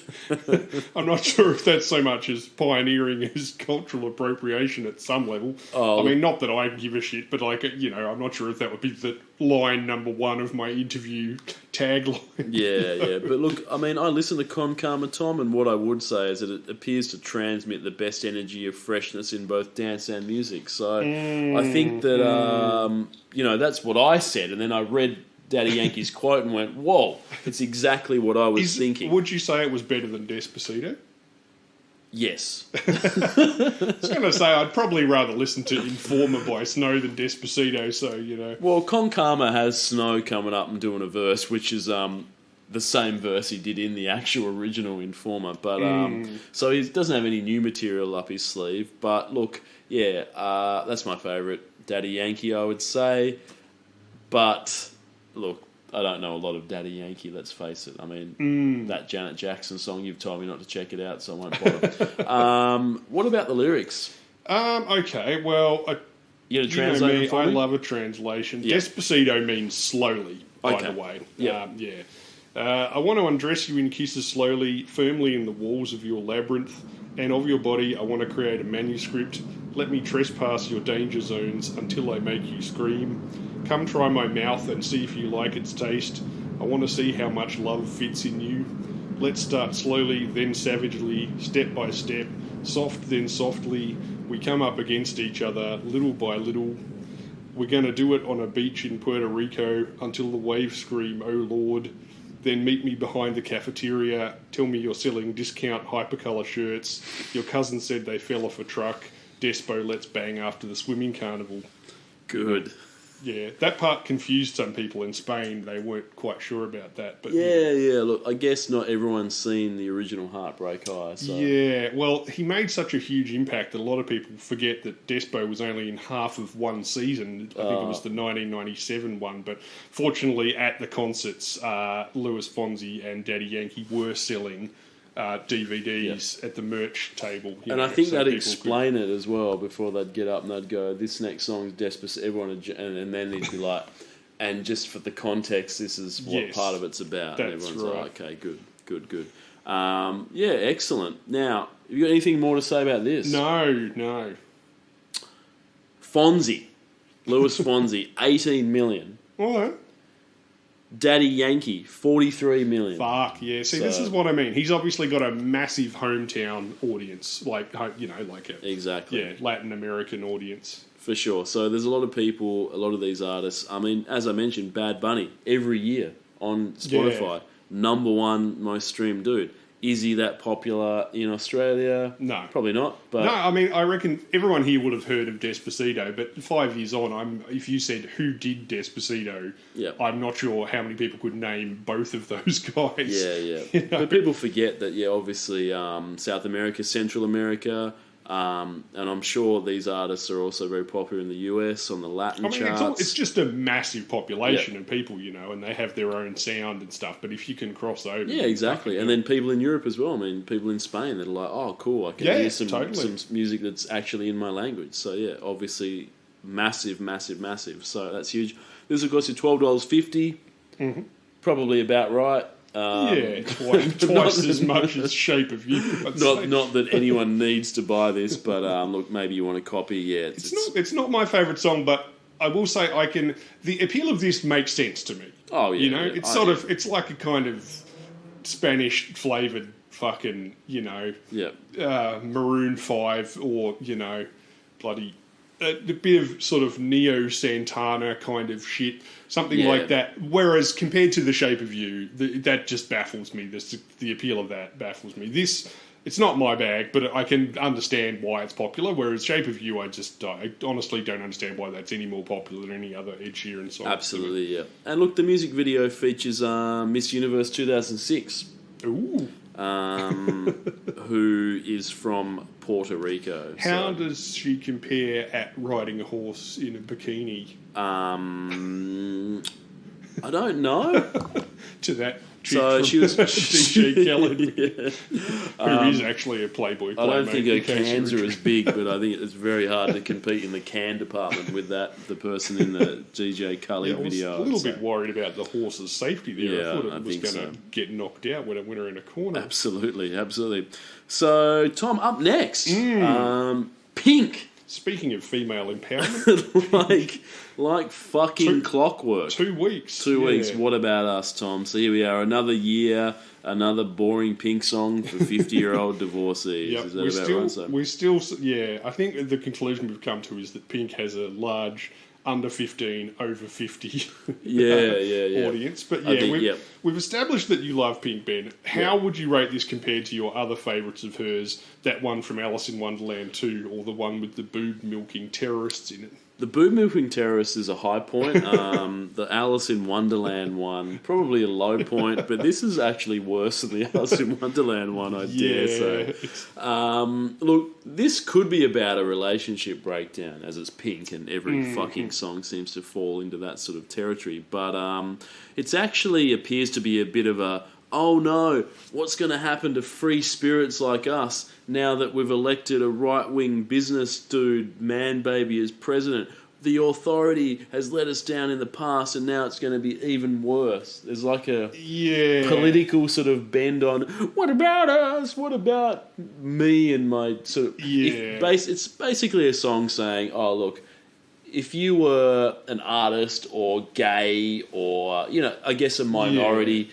everything used to be okay, but now we're going to be forgotten about. No one's going to care about us anymore. And look, she's not wrong. No. Because, under the Trump presidency, I don't think that any sort of minority group was given any sort of consideration. I mean, there were a lot of musicians kind of, getting angsty about. I think this was around the same time when Eminem did that long and indecipherable rap about how much he hated Donald Trump. I mean, there were a lot of people trying to articulate, frustration and that sort of thing. But the problem is that there's no specificity in the song at all. It's all so generic. Yeah, exactly. Like, that it never, like, even the title, it doesn't, what about us? Like, who is us? This is what happens when you take a protest song and strip out all the specificity, legitimate anger, and sense of purpose, and leaving just a vague shell of, whoever they is can't keep doing whatever they're doing to whoever us is, or we'll all definitely do something at some point.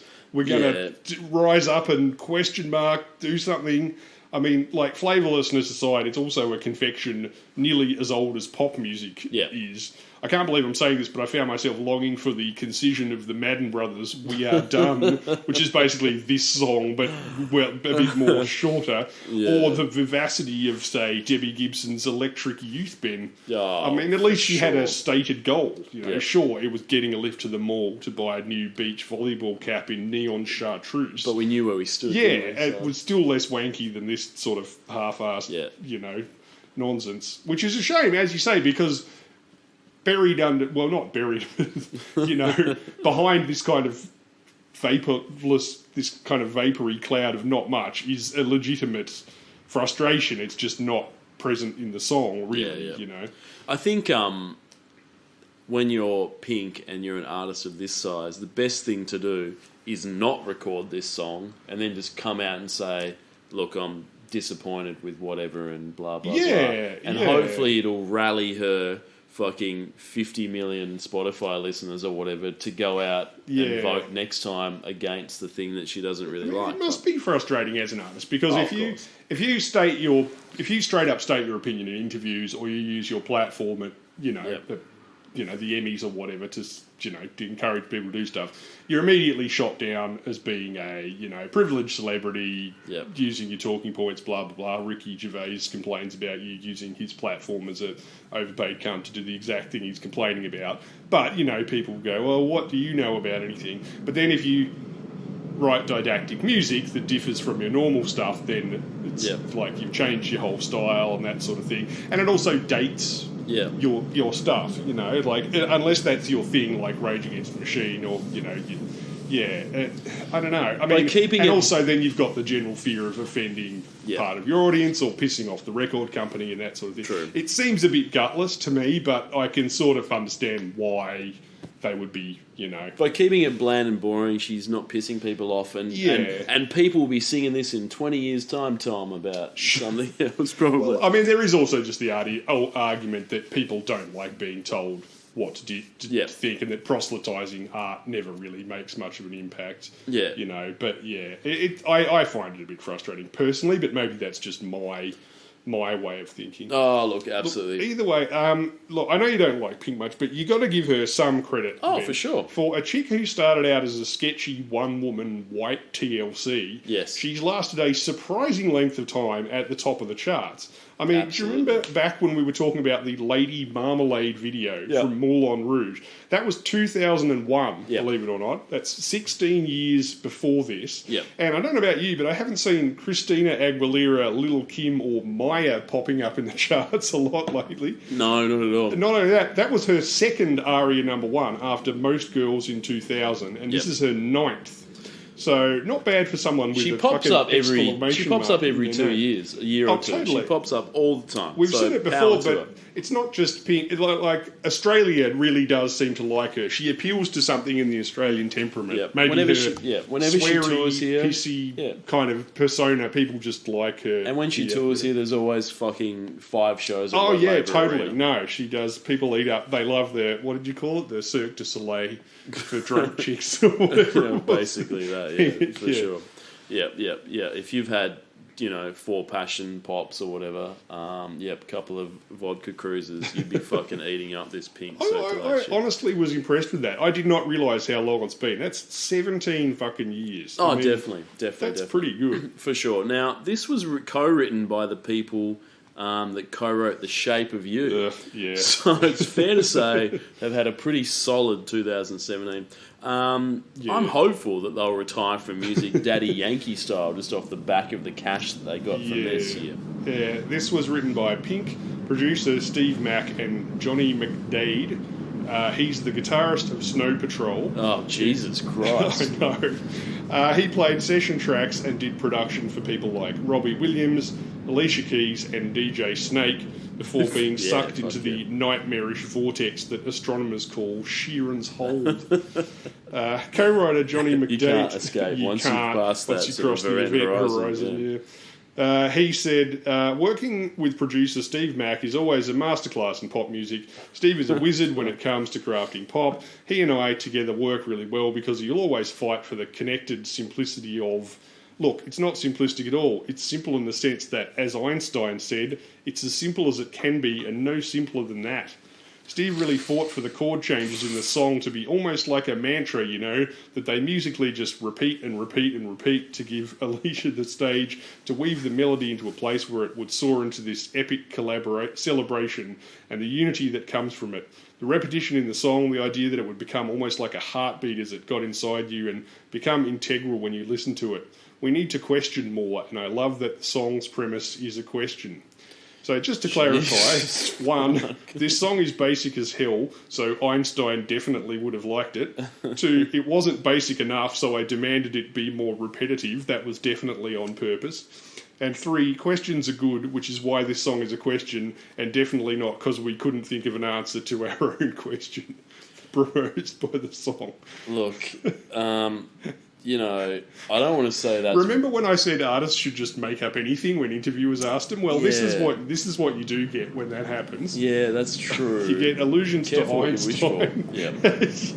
I'm just saying that's more interesting than saying it was about a fake club I never went to. Absolutely. Look, it's mad. will.i.am has said some whack shit, but he never mentioned Einstein. He's not afraid to. He never drew some sort of connection between his dog shit fucking, you know, new dance that whatever he's doing in Einstein. So he was a fan of that theory that less is more, but personally, what was the exact Einstein part?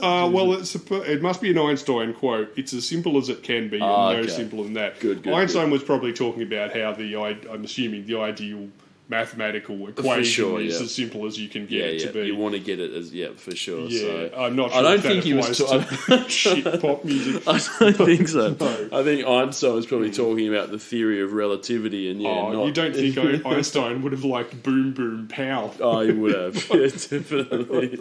That's as simple as you can get. Be without slapping two rocks together. There was about 8 things in that quote as well. I love how he also refers to her as Alicia, like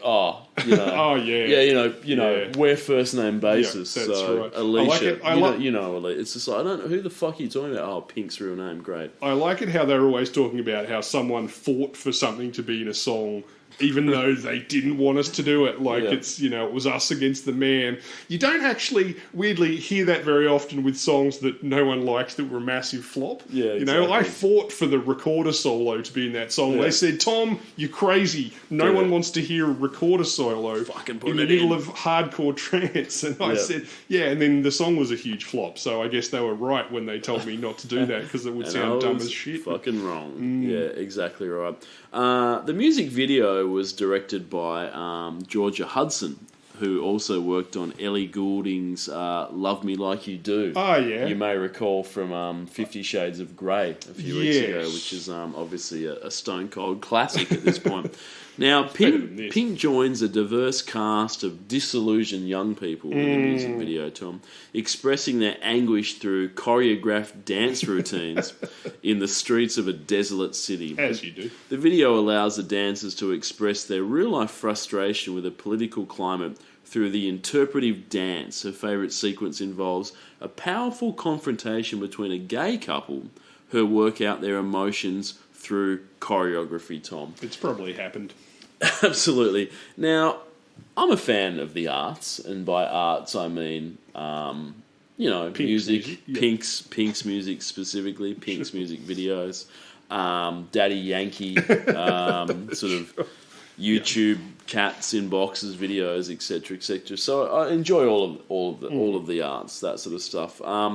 But one thing I probably don't know whether I'll ever get on board is the emotional interpretive dance. You know, where someone's like, "Hey, you've had a bad day. Can you express that by sort of, you know, running, you know, going to give someone a hug and then pushing you away, and then you backpedal really quickly into a wall and push your hands up against it, and then sort of move your hands around your head really, really quickly and then flop onto the floor." So I think it's just sort of, for me, a lot easier to just say, look, I've had a bad day, or look, I've just found out that, you know, my sister was in a car accident, she's in the hospital, I hope she's going to be okay.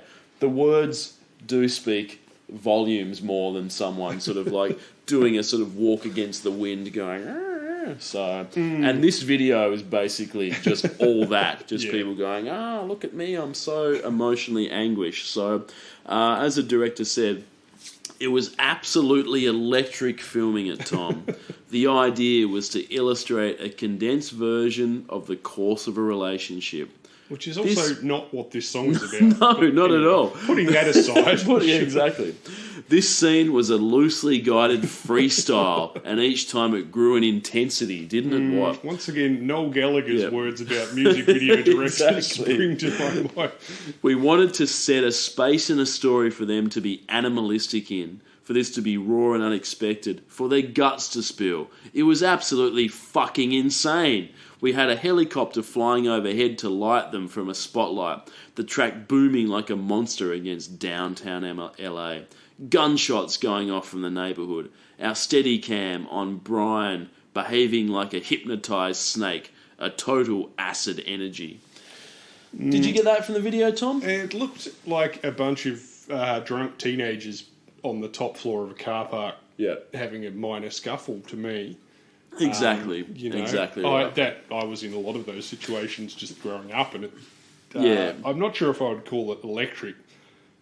I don't know whether total acid energy really applies to someone getting in a dance headlock and then moonwalking into a wall. I mean, I'm not really sure whether that's sort of how I'd describe it as. I'm not sure whether the adjective acid comes in, because it's not reflected in the music, the vibe of the druggy sense, or in the literal sense, unless, the acid, they've got, acid going on inside their clothing that's causing them to dance in that way. It's certainly citric acid. I can't imagine it's any sort of drugs. Now, do you think Donald Trump, do you think he would have seen this video, struck by the power and emotion of that interpretive dance, and decided to change his ways and stop grabbing people by the pussy? Do you think that would have been the result of this video? Did Pink achieve her purpose? Look, I'd say this video changed at least as many minds towards the cause of progressive activism as that Pepsi ad where Kendall Jenner gives a cop a wristy in front of a billboard for a soft drink. True. This video somehow has less impact than that one. Yeah. And about 5,000% less impact than the video for Out of Control by the Chemical Brothers,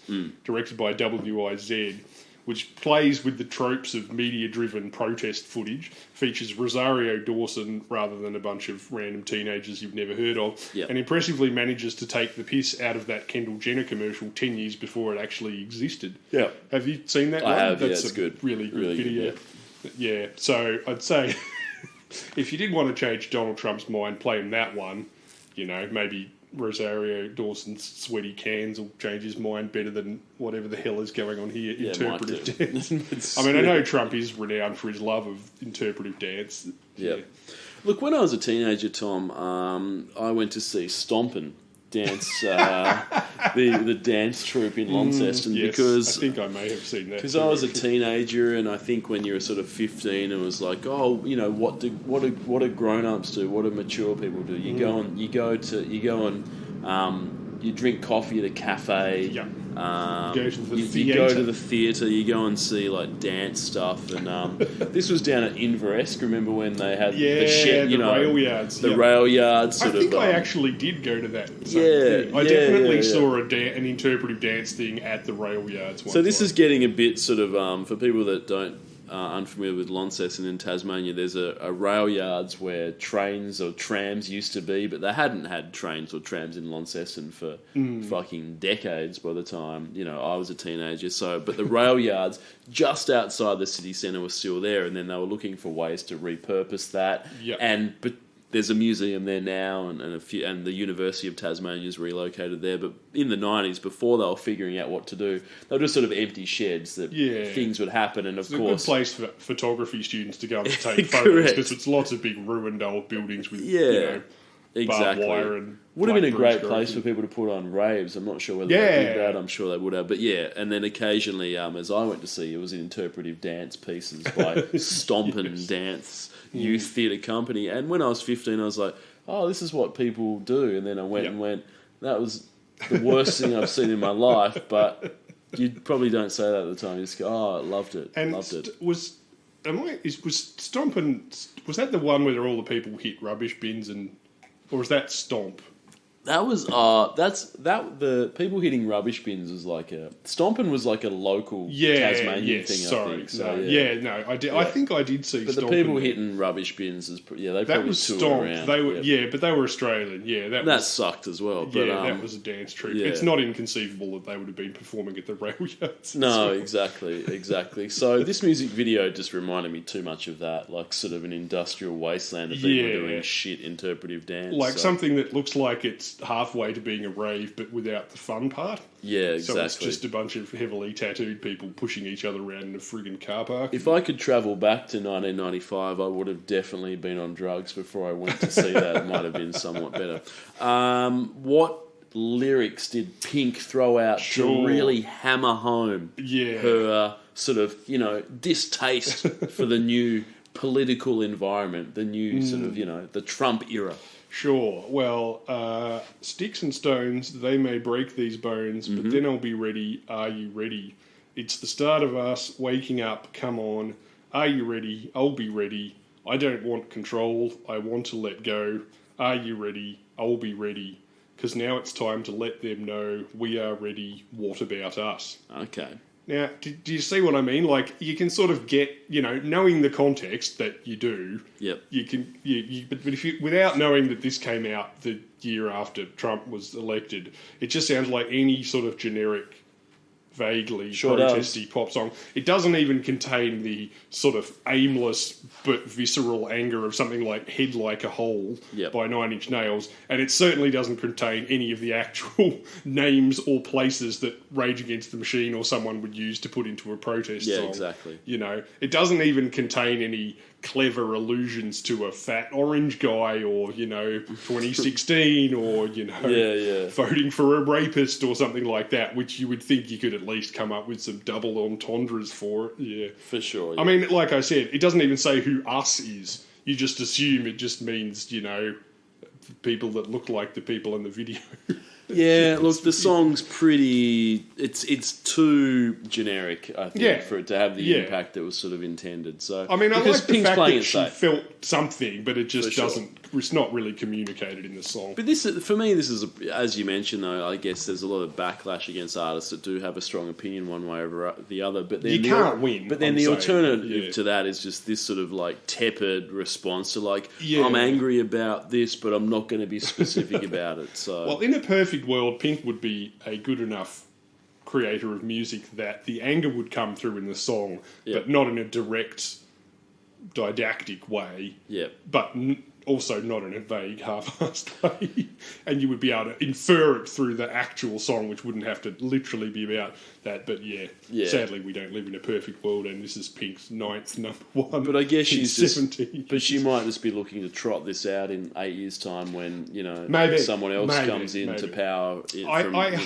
I hope it's just from a lack of talent and not because she's scared of offending Walmart shoppers. I think it's probably from a lack of talent. I assume it's that. Let's give her the credit of saying she just... Because let's look at Pink's audience. Maybe she would be alienating, because there'd be a lot of conservative... There'd be a lot of people there just going, hey... Because when Pink plays the whole, oh, look, hey... I'm the underdog, and I'm just like you, and we're all in this together, and I love you guys. That could be, Democrats or Republicans, I guess. You know, when you look at it, it could be sort of the downtrodden or the forgotten. No. You know, that's sort of who she sort of plays to, doesn't she? The people that have, your husband's a dickhead, but don't worry, I'm here for you and whatever. So yeah, it's a long way from. But she's always been quite political with her sort of pro, gay marriage sort of songs and those sorts of things. But So again, it's not in the song. No. It's pro-gay. You know it's pro-gay marriage because she says it, and then it's alluded to in the video, which is not written, not directed by her. I mean, she gives off. She has a kind of, and her videos do. Like even this one still continues into 2017. They have a kind of grungy vibe. She likes that kind of. You know, that's what separates her image from your Lady Gagas and your Britneys. who are going through Taylor a Swift. very sort of, Polished, or they have different variations, but her shtick is that she's a bit grungy, she's a bit rough and tumble, she's a bit punky and that sort of thing. But when you actually think of where the word grungy comes from, like, you know, after Nevermind came out, Kurt Cobain came out and said in an interview, you know, if you are homophobic or you don't believe in feminism, don't buy our fucking records. We fucking hate you. I mean, this is not. I'm not reading between the lines. He said this. Direct, exactly. You know? And I mean, I'm not necessarily saying that's a good idea, but I'm saying there's no misconstruing it. And at that time, that was a genuinely quite, you know, edgy thing to say. Like some of his audience probably didn't like that at all. And you know, but yeah, I don't know. But if you don't stand for something, you stand for nothing. And I think sort of the Kurt Cobain thing of like, but also Kurt Cobain and obviously Nirvana, and in the grunge era, there was a very much sort of like, we don't want the success, we don't care about the money so much. Yeah. You know, we just want to play music and whatever, you know, whereas I think with Pink, it's sort of like, well, you know, I don't want to alienate this, you know. That's what when I come to Melbourne, I don't want to only be able to play 3 shows at Rod Laver. I need to play the full 5 because my husband's, you know, he needs fuel for the motorbike, etc., etc. So I don't Monster know. Energy. But yeah, I can't feed my kids on Monster Energy. Correct. When artists come out and they say, look, don't buy our shit if you are this sort of way or whatever. You know, I respect that. She could have, instead of writing this song, she could have done one interview where she said, if you voted for Trump, I hate you, don't buy my records. Exactly. But then she would have lost heaps of money. You know, she would have, you know, Exactly. Even though everybody knows. I mean, but then would she have fucking... So this is a weird question. I genuinely, I'm not sure. Like this song, I'm not sure whether this is generic out of worry, out of fear, or whether it's just generic because that's just how she writes music. I think it's like let's do a protest song, okay, but let's keep it as bland as possible. So, or maybe they knocked it out in an afternoon. Who the fuck knows? Or maybe, I mean, I suppose if you really wanted to be charitable, she was thinking like, oh, you know, the more people this applies to, then the more people will enjoy it. Yep. You know, the way that Taylor Swift seems to have a knack for writing songs, which, although they may be about one thing, could technically apply to the largest possible. It's about Jake Gyllenhaal's nutsack, but it could also be about anything. Any boyfriend you've ever had, for sure. So look, 27 mil for Pink, we know that. $9 for this. Wowzers. 27 mil's not that high. That's only 2 million higher than a Lil Wayne. True, but Lil Wayne has the pull, so there we go. That's true. Anything else to say about this? No. All right, great. Moving on next week. It's Taylor Swift is back. She is. She's back in the saddle, Tom, with Look What You Made Me Do. Yeah, only for 2 weeks this time. Though, 2 weeks, 2 weeks of Taylor. So, I mean, she could only have 2 weeks because, you know, Ed and Despacito took up the whole fucking year. So, look. Yeah, this is the first single from her first album back after she was away for an entire year. Look out, JD Salinger. We've got another fucking mystery recluse in the building. I wonder what she looks like after a year. I know. People did mention that she was away for a period of time, but I had a look and it didn't appear to be that long. So I was thinking, oh well, that's obviously my shit memory. I must have forgotten that she'd gone away. And it's like 11 months or something. Yeah, I know. Between albums. Look, I'm not going to lie. This is pretty catchy. This one. Yeah. The chorus. I like that the chorus is just a drum loop with heaps of hi hats, like a sort of old school sort of hip hop thing. Quite minimal. No other instrumentation in the sort of chorus, and it's just Taylor sort of talk singing Look What You Made Me Do, and then a sample of what sounds like Taylor getting dicked by someone. There's a bit of a in there. So, would you hazard a guess as to who she's getting dicked by in that? Or it could be literally anyone by this stage, Yeah, I if I guess. started naming potential candidates, it's going to take for sure. So, look, like this one, I just like that the chorus is just super minimal of just like her going, "Look what you made me do," with just a hi-hat going fucking crazy. So look, but interestingly, Tom, and this is something I didn't know before I researched this song, and I think if anyone did know this, the Swifties would know. Yeah, because the Swifties know everything. They, as we know, it's like Easter eggs. They're analysing the lyrics. Yeah. They're like trying to find the lost city of Atlantis. No, if you could get this by merely listening to the song, I take my hat off to you. So this is purportedly a reworking of the Right Said Fred hit "I'm Too Sexy." So it must be a loose reworking, and by loose I mean fucking very loose. Looser than parts of the Right Said Fred twins, I reckon. Because, exactly right. I mean, to be fair, like, half of Taylor's audience would be too young, or more even, to have ever heard that in its original form. You know, even if they've heard of it. But I know what you mean. I never would have picked that. So the this hook is the rare occasion, I reckon, where they could have just stolen it and nobody would have ever noticed. Oh, fuck no, exactly right. And if they had it doesn't sound anything like it. I think it's like more of a tempo sort of thing. Yeah. And like, even if you know exactly where it kicks in, which is 1 minute and 5 seconds of the song, to be exact, you'd impress me if you could sort of point it out, I reckon. Yeah, so look, the song's hook apparently follows the rhythmic pattern of "I'm Too Sexy." So Swift is credited. Look what you made me do. What you made me do. I'm too sexy for this shirt. Oh, man. Too sexy for it's sure, I guess. I mean, it's sort of like So that's basically all it is. Her just saying, "Look what you made me do," follows the rhythmic pattern of "I'm too sexy for my shirt." They're credited as writers, so they're getting money from this. So it's a proper credit. So they've got that. So the Right Said Fred dudes, get a writing credit and get royalties from this. Right Said Fred frontman Richard Fairbrace explained to NME how Swift interpolated their tune. This is what he had to say. Mm-hmm. The title of "Look What You Made Me Do" is based upon the verse of "Sexy." That's basically it. What's weird about "Sexy" is that when people sing it, they sing the verse and not the chorus. Nobody sings that, I guess. Everyone sings "I'm Too Sexy." It's the verse that people have latched onto and not the chorus. So, in Taylor's song, they adapt the rhythm and attitude of the sexy verse as a chorus. So they've interpolated it differently, that's it. It'd be an idiot to complain about it, wouldn't you? We've been really lucky to have had picked by someone like Taylor, who's obviously very cool and very successful and open-minded about and relaxed about it. She's not like some people.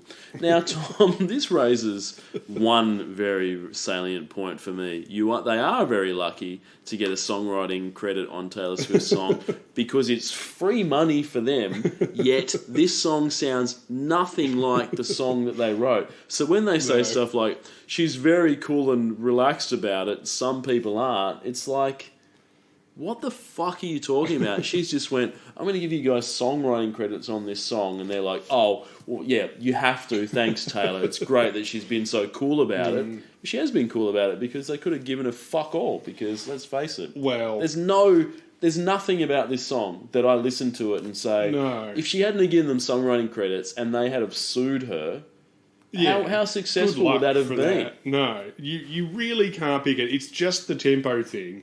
Like you say, the tempo of the verse part matches the tempo of the chorus. I suppose it's vaguely interesting what he's saying is that people do sing "I'm Too Sexy," which I guess is the verse, whereas the chorus because no one sings "I'm a model," you know what I mean? Yeah, he's right. It's she's taken the verse of "I'm Too Sexy" to make it the chorus. People probably sing that bit because the song is named after the verse, whereas usually the song is named after the chorus. Yep. The lazy song title is the first line of the chorus, and the chorus is shitty in that song anyway. If it was called "I'm a Model," then people might sing that instead. But it is weird. I suppose at this point, speaking of being very cool and very open-minded, they're lucky that they're getting anything because they both recently came out as fervently conspiracist anti-vax twats. Oh, great. So, yeah, so they should be pretty lucky they're getting anything. Although, to be fair, they had a massive hit in the early 90s, so it's possible they're still living off the royalties from that. Yeah. And I think doubt. that fucking, one of the guys in their band got heaps of cash from Crazy Frog somehow as well. Oh, I think. fuck, really? Remember, we've talked about that in the That's past. right, yeah. Just three of the most annoying songs of the last 20 years. Anyway. Yeah. But yeah, no, I mean, like you say, if you hadn't told me that, I never would have picked it. But, yeah. Yeah, look, exactly. All I can say is that they probably want to stay on a good side, though, don't they? When they sort of say, "Oh, it's a great experience. True, I've got yeah. nothing but good things to say about that. She's so nice." Because I guess they're probably hoping that they'll use part of "Deeply Dipping" on one of Taylor's later albums. I assume so. She'll just be, sampling Was that. that your no vote doubt. for worst song of the decade? Oh, it's fucking abysmal. Yes, it's one of the worst of that decade. So yeah, look, and also, right said Fred, they don't want to get on the wrong side of the Swifties No. because they'll fucking kill you. Yeah. They will call in a bomb threat to your workplace and have you Yeah, fired if you they're talk not badly pissing on about. Taylor. So, I did read that a couple of Swifties are suing Ticket Tech because. Yeah, Taylor, I was guess going to it's talk about quite, that later on. Sorry, but yeah, but her recent tour was announced, and Yeah. no one could get tickets, and some Swifties are like, so there you go. Unprecedented demand. apparently. Absolutely, absolutely. So, yeah, that's the weird thing about this song. Super catchy chorus, quite like it. As you said, the first song off her album, Reputation, I believe, that album. But yeah, the whole Right Said Fred connection didn't see that at all. No. So what else you got to say about it? Look, this was produced by Jack Antonoff, Jack off to his mates. He'd been working with Taylor on and off since 2014, sometimes as producer, sometimes as co-writer, sometimes both. Yep. Although her new album, Midnights, the one that just came out a month or two ago, that's the first one where they've done an entire album together.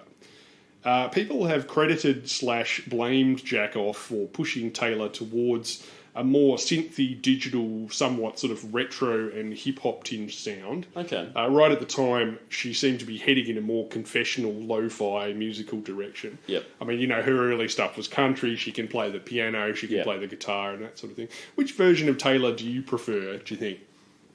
Oh, look, definitely the more poppy stuff, the 1989 Sort of synthy shake it stuff. off type thing onwards. I couldn't give two fucks about sort of the piano-y ballad stuff or Fair the enough, yeah. country sort of singer-songwriter type twangy shit. Like, Yeah. I'm not, that's just not my thing. So she's definitely someone that can write a catchy pop song. So Yeah, so I either way. prefer the catchy pop song stuff compared to some of the other things. But look, each to their own. The thing is, she's got quite a diverse catalogue, so I'm sure there's people that love certain bits and not other things. So I don't know Absolutely. if you go and watch a Taylor Swift concert these days, does she? I don't know whether she pulls a bit of that. Here's some from when I was I've a never country seen it twanger. live, so I Here's some couldn't tell fucking you. pop stuff. So Yeah, I'm sure it's this a was full just thing. the so. album thing. But Yeah. Personally, I don't mind both. Although from listening to Midnights, I think she does better with a blend of producers as on these earlier albums. People have pointed out that the 7 bonus tracks for Midnights, all of which are produced in a different style by a different dude, are some of the best in the actual package. Okay. And maybe she should have sacrificed consistency for something a bit less like the shit she's been doing for the last 3 albums already. Yep. Because, she is pretty prolific. She cranks out an album every year or two. Yep. On the plus side, at least the whole album isn't about what people are saying about her online, unlike Reputation, which is the album that this song comes from, which is also the subject of the lyrics in this song. My least favourite version of Taylor Swift is like my least favourite version of Pink and Gwen Stefani, the hip-hop bad girl who came up hard in the Dawson's Creek Project spin. I reckon it's even less convincing here than in Bad Blood, where at least it sounded like she was annoyed at someone in particular. Yeah. Jack Off's low-key electro production style, I don't know if it really suits this type of song for me. Yeah. I don't mind it in general, I just don't know if it suits this particular lyric. Like, it's neither sharp and punchy nor sort of maximalist and bombastic. Yeah. So the sort of thin threats, thin delivery and the sort of minimalist production add up to not much more to me than a 3-ply tissue of sort of sub-girl power posturing stuff. Yeah. Jackoff claimed that a lot of critics seem to have missed the camp in the song. Oh. Which sounds like a man either doing damage control after the fact or demonstrating once and for all that straight people can't make camp on purpose. So, yeah, if there's a camp here, it doesn't seem like any more than her normal camp of being a bit of a theatre student who takes herself slightly too seriously. Yeah. Yeah. Absolutely. Look, like all of her songs, Tom, there are clues, Easter eggs, hints throughout this in the lyrics, in the music video. Would have the Swifties know all that, yeah. So some say that there are parts of the song that reference Kanye West. Oh, yes. In this, look, you know, 'cause it's sort of like look what you made me do. I guess it's sort of a song about it's directed towards somebody about what she's doing. So some say there's a bit of Kanye's. Obviously, she still harbours some feelings against Kanye for getting up on stage and interrupting. Well, it wasn't just that too. Video. He did that music video that had her in it naked. Yeah, exactly. He talked about it in a song. He claimed that they'd made up, and then she said that Kim Kardashian had rung her up and told her to get fucked, or there was some weirdness going on. So it's good that at the time people were just going, oh, Kanye can do what he wants. Fast forward 5 years, it turns out that he can't do exactly what he wants. People have some limits to what they're going to allow him to do. I saw a pinned tweet last week that was one of those ones where someone has circled the date in the corner. It was 2018, and it was just some rapper I've never heard of saying, I'm getting off the Kanye train right now before he gets to the Hitler was a cool guy stop. That guy was 5 years ahead of his time. Exactly. Yeah. So it's when Elon's saying you can get back on Twitter and within 3 days you kicked off again, you know that something's gone right. Right. But anyway, so some say that this song may have been referencing Kanye. Others say Katy Perry. Yeah, they had a bit of a beef. They had a bit of a fallout. Specifically, some of the lyrics in this reference the Katy Perry song Bon Appetit. Oh, really? Which we've talked about before, which is the song where she gets eaten out by hopefully not the deceased one of the Migos. So she might have been when he was alive, though. I assume that would have happened. And look, if you solve all the puzzles and clues, I don't know what would happen. You might find the lost city of Atlantis or something like that. No, we don't really know. But yeah, lately I suspect that the key to understanding a lot of Taylor's decisions is to keep in mind that, sort of, despite her demigod level of fame and implausible physical beauty, she is just a massive dork. Yep. You know, not an adorkable hipster dork like Zooey Deschanel or that guy who plays Spider-Man, but an actual dork with like a large part of her personality, like Michael Jackson or Mariah Carey, just permanently lodged at the age that she first became famous, which in her case is about 17, you know. For instance, rap videos aren't inherently dorky, but if you're white and you can't rap, should you make a rap video? If you're a dork, then yes, you should. Absolutely. Is appearing in the movie Cats a good decision? No. Are you a dork? Then it seems like it would be. Yeah. Perhaps I should avoid the limelight and retain an air of mystery about my creative processes and the meaning behind my art. Oh, hang on, there's a reporter on the phone. Should I talk to him for 3 hours? Total Dork says yes, I should. Yeah. I don't know. Exactly. And I think, like, you know, Ben Elton springs to mind as well. There's a temptation on behalf of cynics to look at people like that and go, ooh, this is all chin-strokingly calculated and that this all must be part of a plan that we can't see and it's designed to... Especially when the person then goes on to have monetary success, you know, which is not always the case. Like, no one's, you know, piling up to see Cats around the block unironically. No. But yeah, I think not all decisions are made, you know, from a purely financial or cynical thing. Like, it's quite possible to just have a bit of a lack of taste in your fundamental upbringing, you know, or the internal 17-year-old go, that sounds like fun, I should do that, you know. Oh, look, I think you're right, Tom. There's definitely artists where it seems like every single thing they do is extremely calculated and we can't break from this thing. But then there's other artists that are just like, oh, you know, I just want to do that and whatever, and it doesn't really matter how dirty it is. With actors sometimes, you know, where people say, you know, you'll get someone who's not a particularly good actor like Mark Wahlberg, but he's in heaps of rad movies.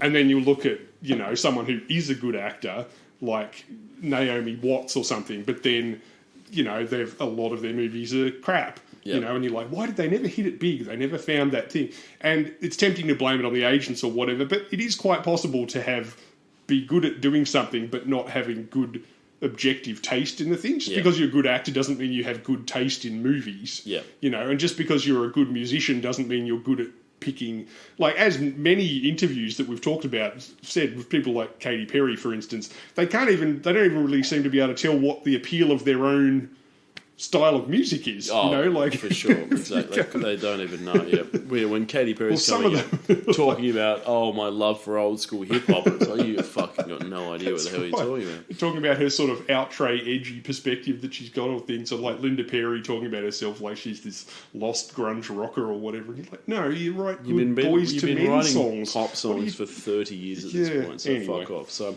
look, the music video sees Taylor. She's in a bathtub filled with $10 million in diamonds. Fuck, were they real? Yes, Holy real diamonds. Fucking shit. So she had to. Oh my god, that's so much. She went to the. I wish I could remember the jeweler, but she contacted them and said, "I need some diamonds for this music video." My god. The dude went into the vault, pulled out 10 mil of diamonds, and she's in the bathtub with real diamonds. So it's pretty amazing. It looks like broken glass. And this is one of those music videos where it's obviously just like budget is no constraint because it's so many set pieces. Oh, yeah. You know, there's like Yep. the bathtub thing with the 10 million jewelry. Then there's another bit where there's about seems like there's 100 people in the sort of setup.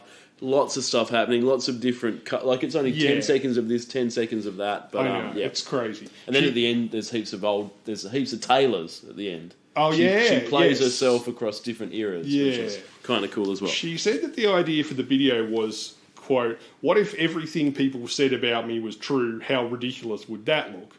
Again, that's quite dorky, A. Yeah. B, it isn't even the first time she's done that, and it works a lot better in Blank Space, which is a similar idea, and it's also a better song, to my mind, my personal opinion.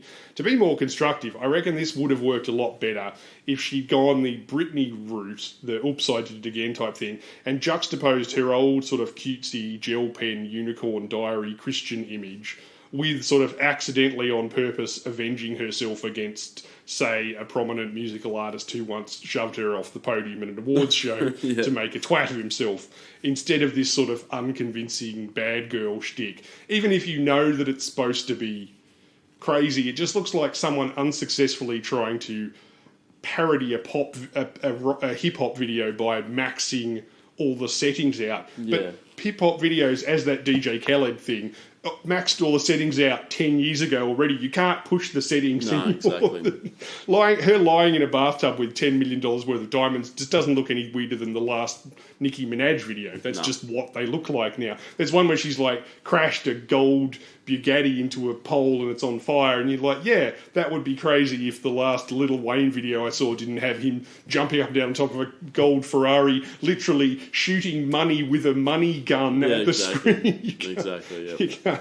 And also, she's saying, oh, this is a parody of what people think I'm like. But I don't know if people really do think that Taylor Swift is at home lying in a bathtub full of money. I don't think that, again, this is like, she's talking about this view of what people supposedly think of her on social media, but it's filtered through her own weird perception of social media. So it's like this weird game of whispers where, you know, like, does anybody really think that Taylor Swift spends her weekends hooning around in a gold Bugatti?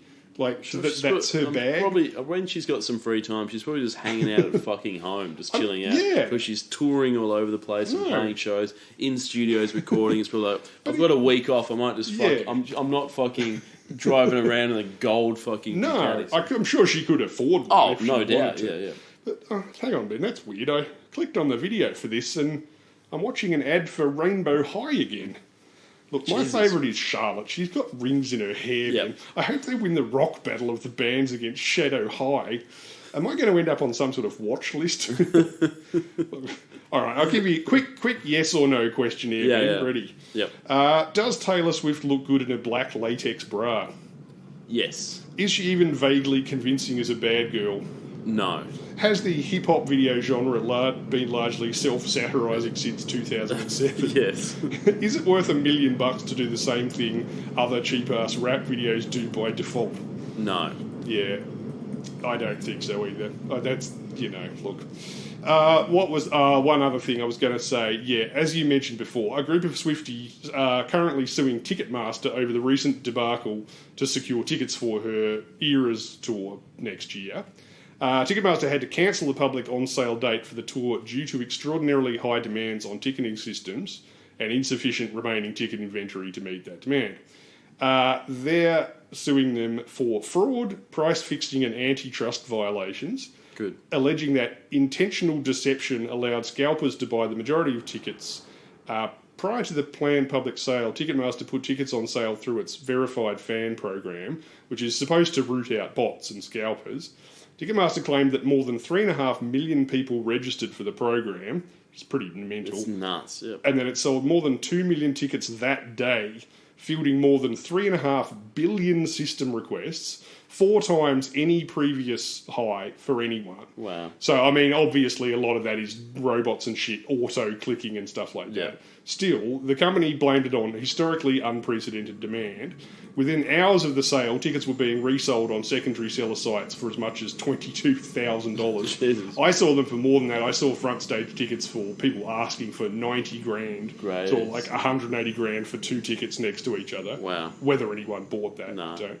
The lawsuit acknowledges Ticketmaster's monopoly on the live music industry. Because no other venue can hold half as many people as the stadiums and venues through Ticketmaster, Taylor Swift and other musicians have no choice but to work through Ticketmaster.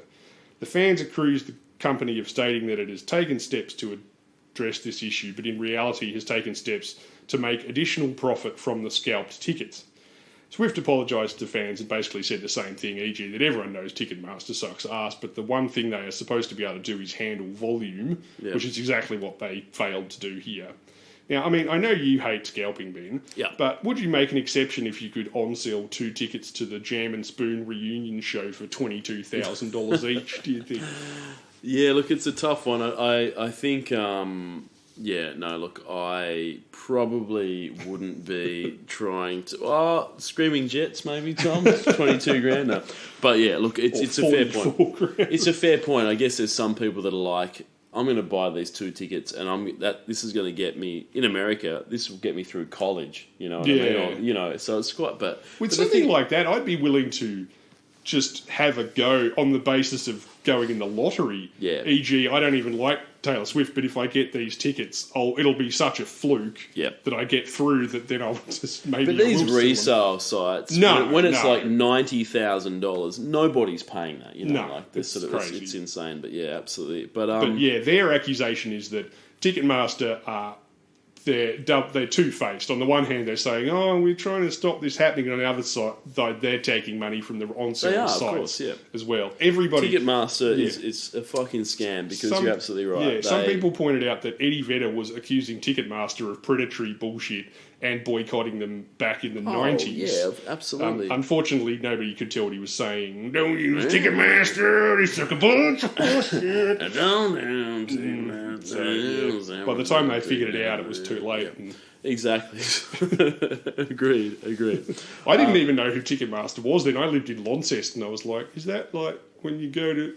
Irish Murphys and they make you pay a cover charge? Well, we didn't have to worry about it because nothing ever came to Tasmania. Well, no, that was pre-internet too as well. Yeah. So the idea that people would be using artificial intelligences to auto-spam fucking sites, But, and it's sort of insane to think about the fact that, 1993, imagine you're a massive Pearl Jam fan and they come to Australia. You got to physically go and line up at Ticketmaster. It's like... I'm lining up to get these tickets. Like nowadays, it's just like jump on the phone, buy the tickets. You're good to go.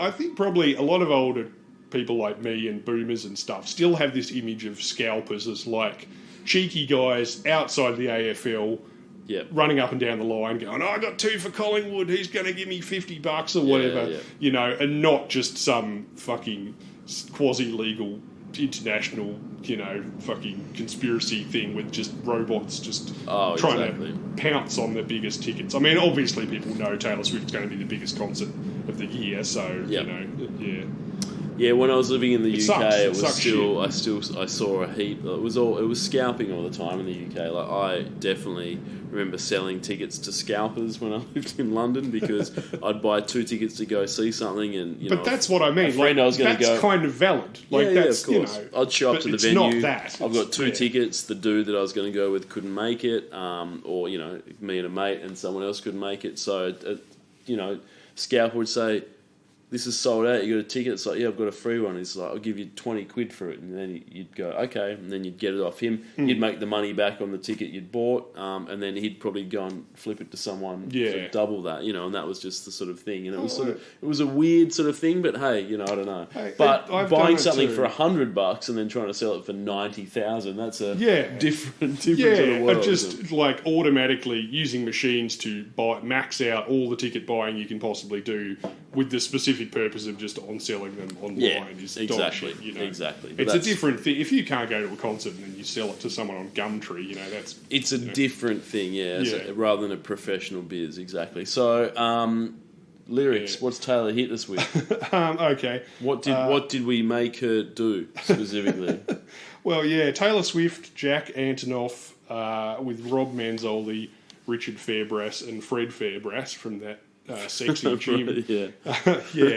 But I got smarter, I got harder in the nick of time. Honey, I rose up from the dead. I do it all the time. I think that's just a reference to her coming back after a year. I've got a list of names, and yours is in red, underlined. I check it once, then I check it twice. Oh, chilling, Ben. I believe she's booked to headline the 3 a.m. slot at the next gathering of the Juggalos. I think so. Intense murder rhymes that she comes out Do we with. know whose name is underlined and in red? It's not even... That's what I mean. Like, again, it sort of goes back to that Pink Probably thing Kanye. a little bit. If she was just a bit more obvious about Kanye West, it'd be way more fun. And it's not like it's going to annoy her fans. Like, no one's... But she just sort of... Yeah. Well, Tom, I will tell you this, 82 million... That's as high as we've had. So that's how many Spotify monthly listeners Taylor has. This will cost you $15. The weird thing is, she can do specificity when she wants to. One of those cool bonus tracks from her last album is called High Infidelity. Okay. And it's obviously, weirdly for her, probably this is why it's a bonus track, not on the album, is it seems to be very much just about cheating on one specific dude. Okay. And it actually contains like dates and places. Oh, nice. So it doesn't say exactly who it's about, but the Swifties are all over it. Oh, they're onto it. Yeah. It seems to be about... I can't remember who she was going out with at the time, but she pretty obviously seems to be about cheating on him with... what's that guy's name? Tom Hiddleston. Like she just went to a party and it just sounds like getting out of a shitty relationship and sort of... And it's not... Unusually for her, it's not sort of playing the victim. It's just saying, but I cheated on you, but you were also a dick. Yeah, exactly. Which is weird, and that's the kind of thing that's missing. That song has more edge to it and more sort of genuine feeling than this kind of, lazy sort of fake attempt at doing another diss track. Yeah, that was the thing. She just can't do diss tracks. No, I'd much rather listen to a song about her getting finger slayed by the next Spider-Man under Brooklyn Bridge than than some sort of weird hip hop. Exactly. Okay. So, all right, Tom, up for 2 weeks. Next, it's Sam Smith. Oh, damn it. Sam Smith, too good at goodbyes. Sam Smith with some boring shit. Not good enough now, at goodbyes. First question, Tom. Where are the beats? Exactly. This has got this has finger clicking, I think. It's got that in the whole song. No beats. Replace that finger clicking with 140 BPMs, 150. Exactly. We might be getting somewhere, but unfortunately, this sucks shit. Yeah. This is exactly the kind of thing that led to the Eurodance renaissance we're currently experiencing. Absolutely. As further demonstrated by the sublime use of 2 Unlimited in the latest Rick and Morty episode.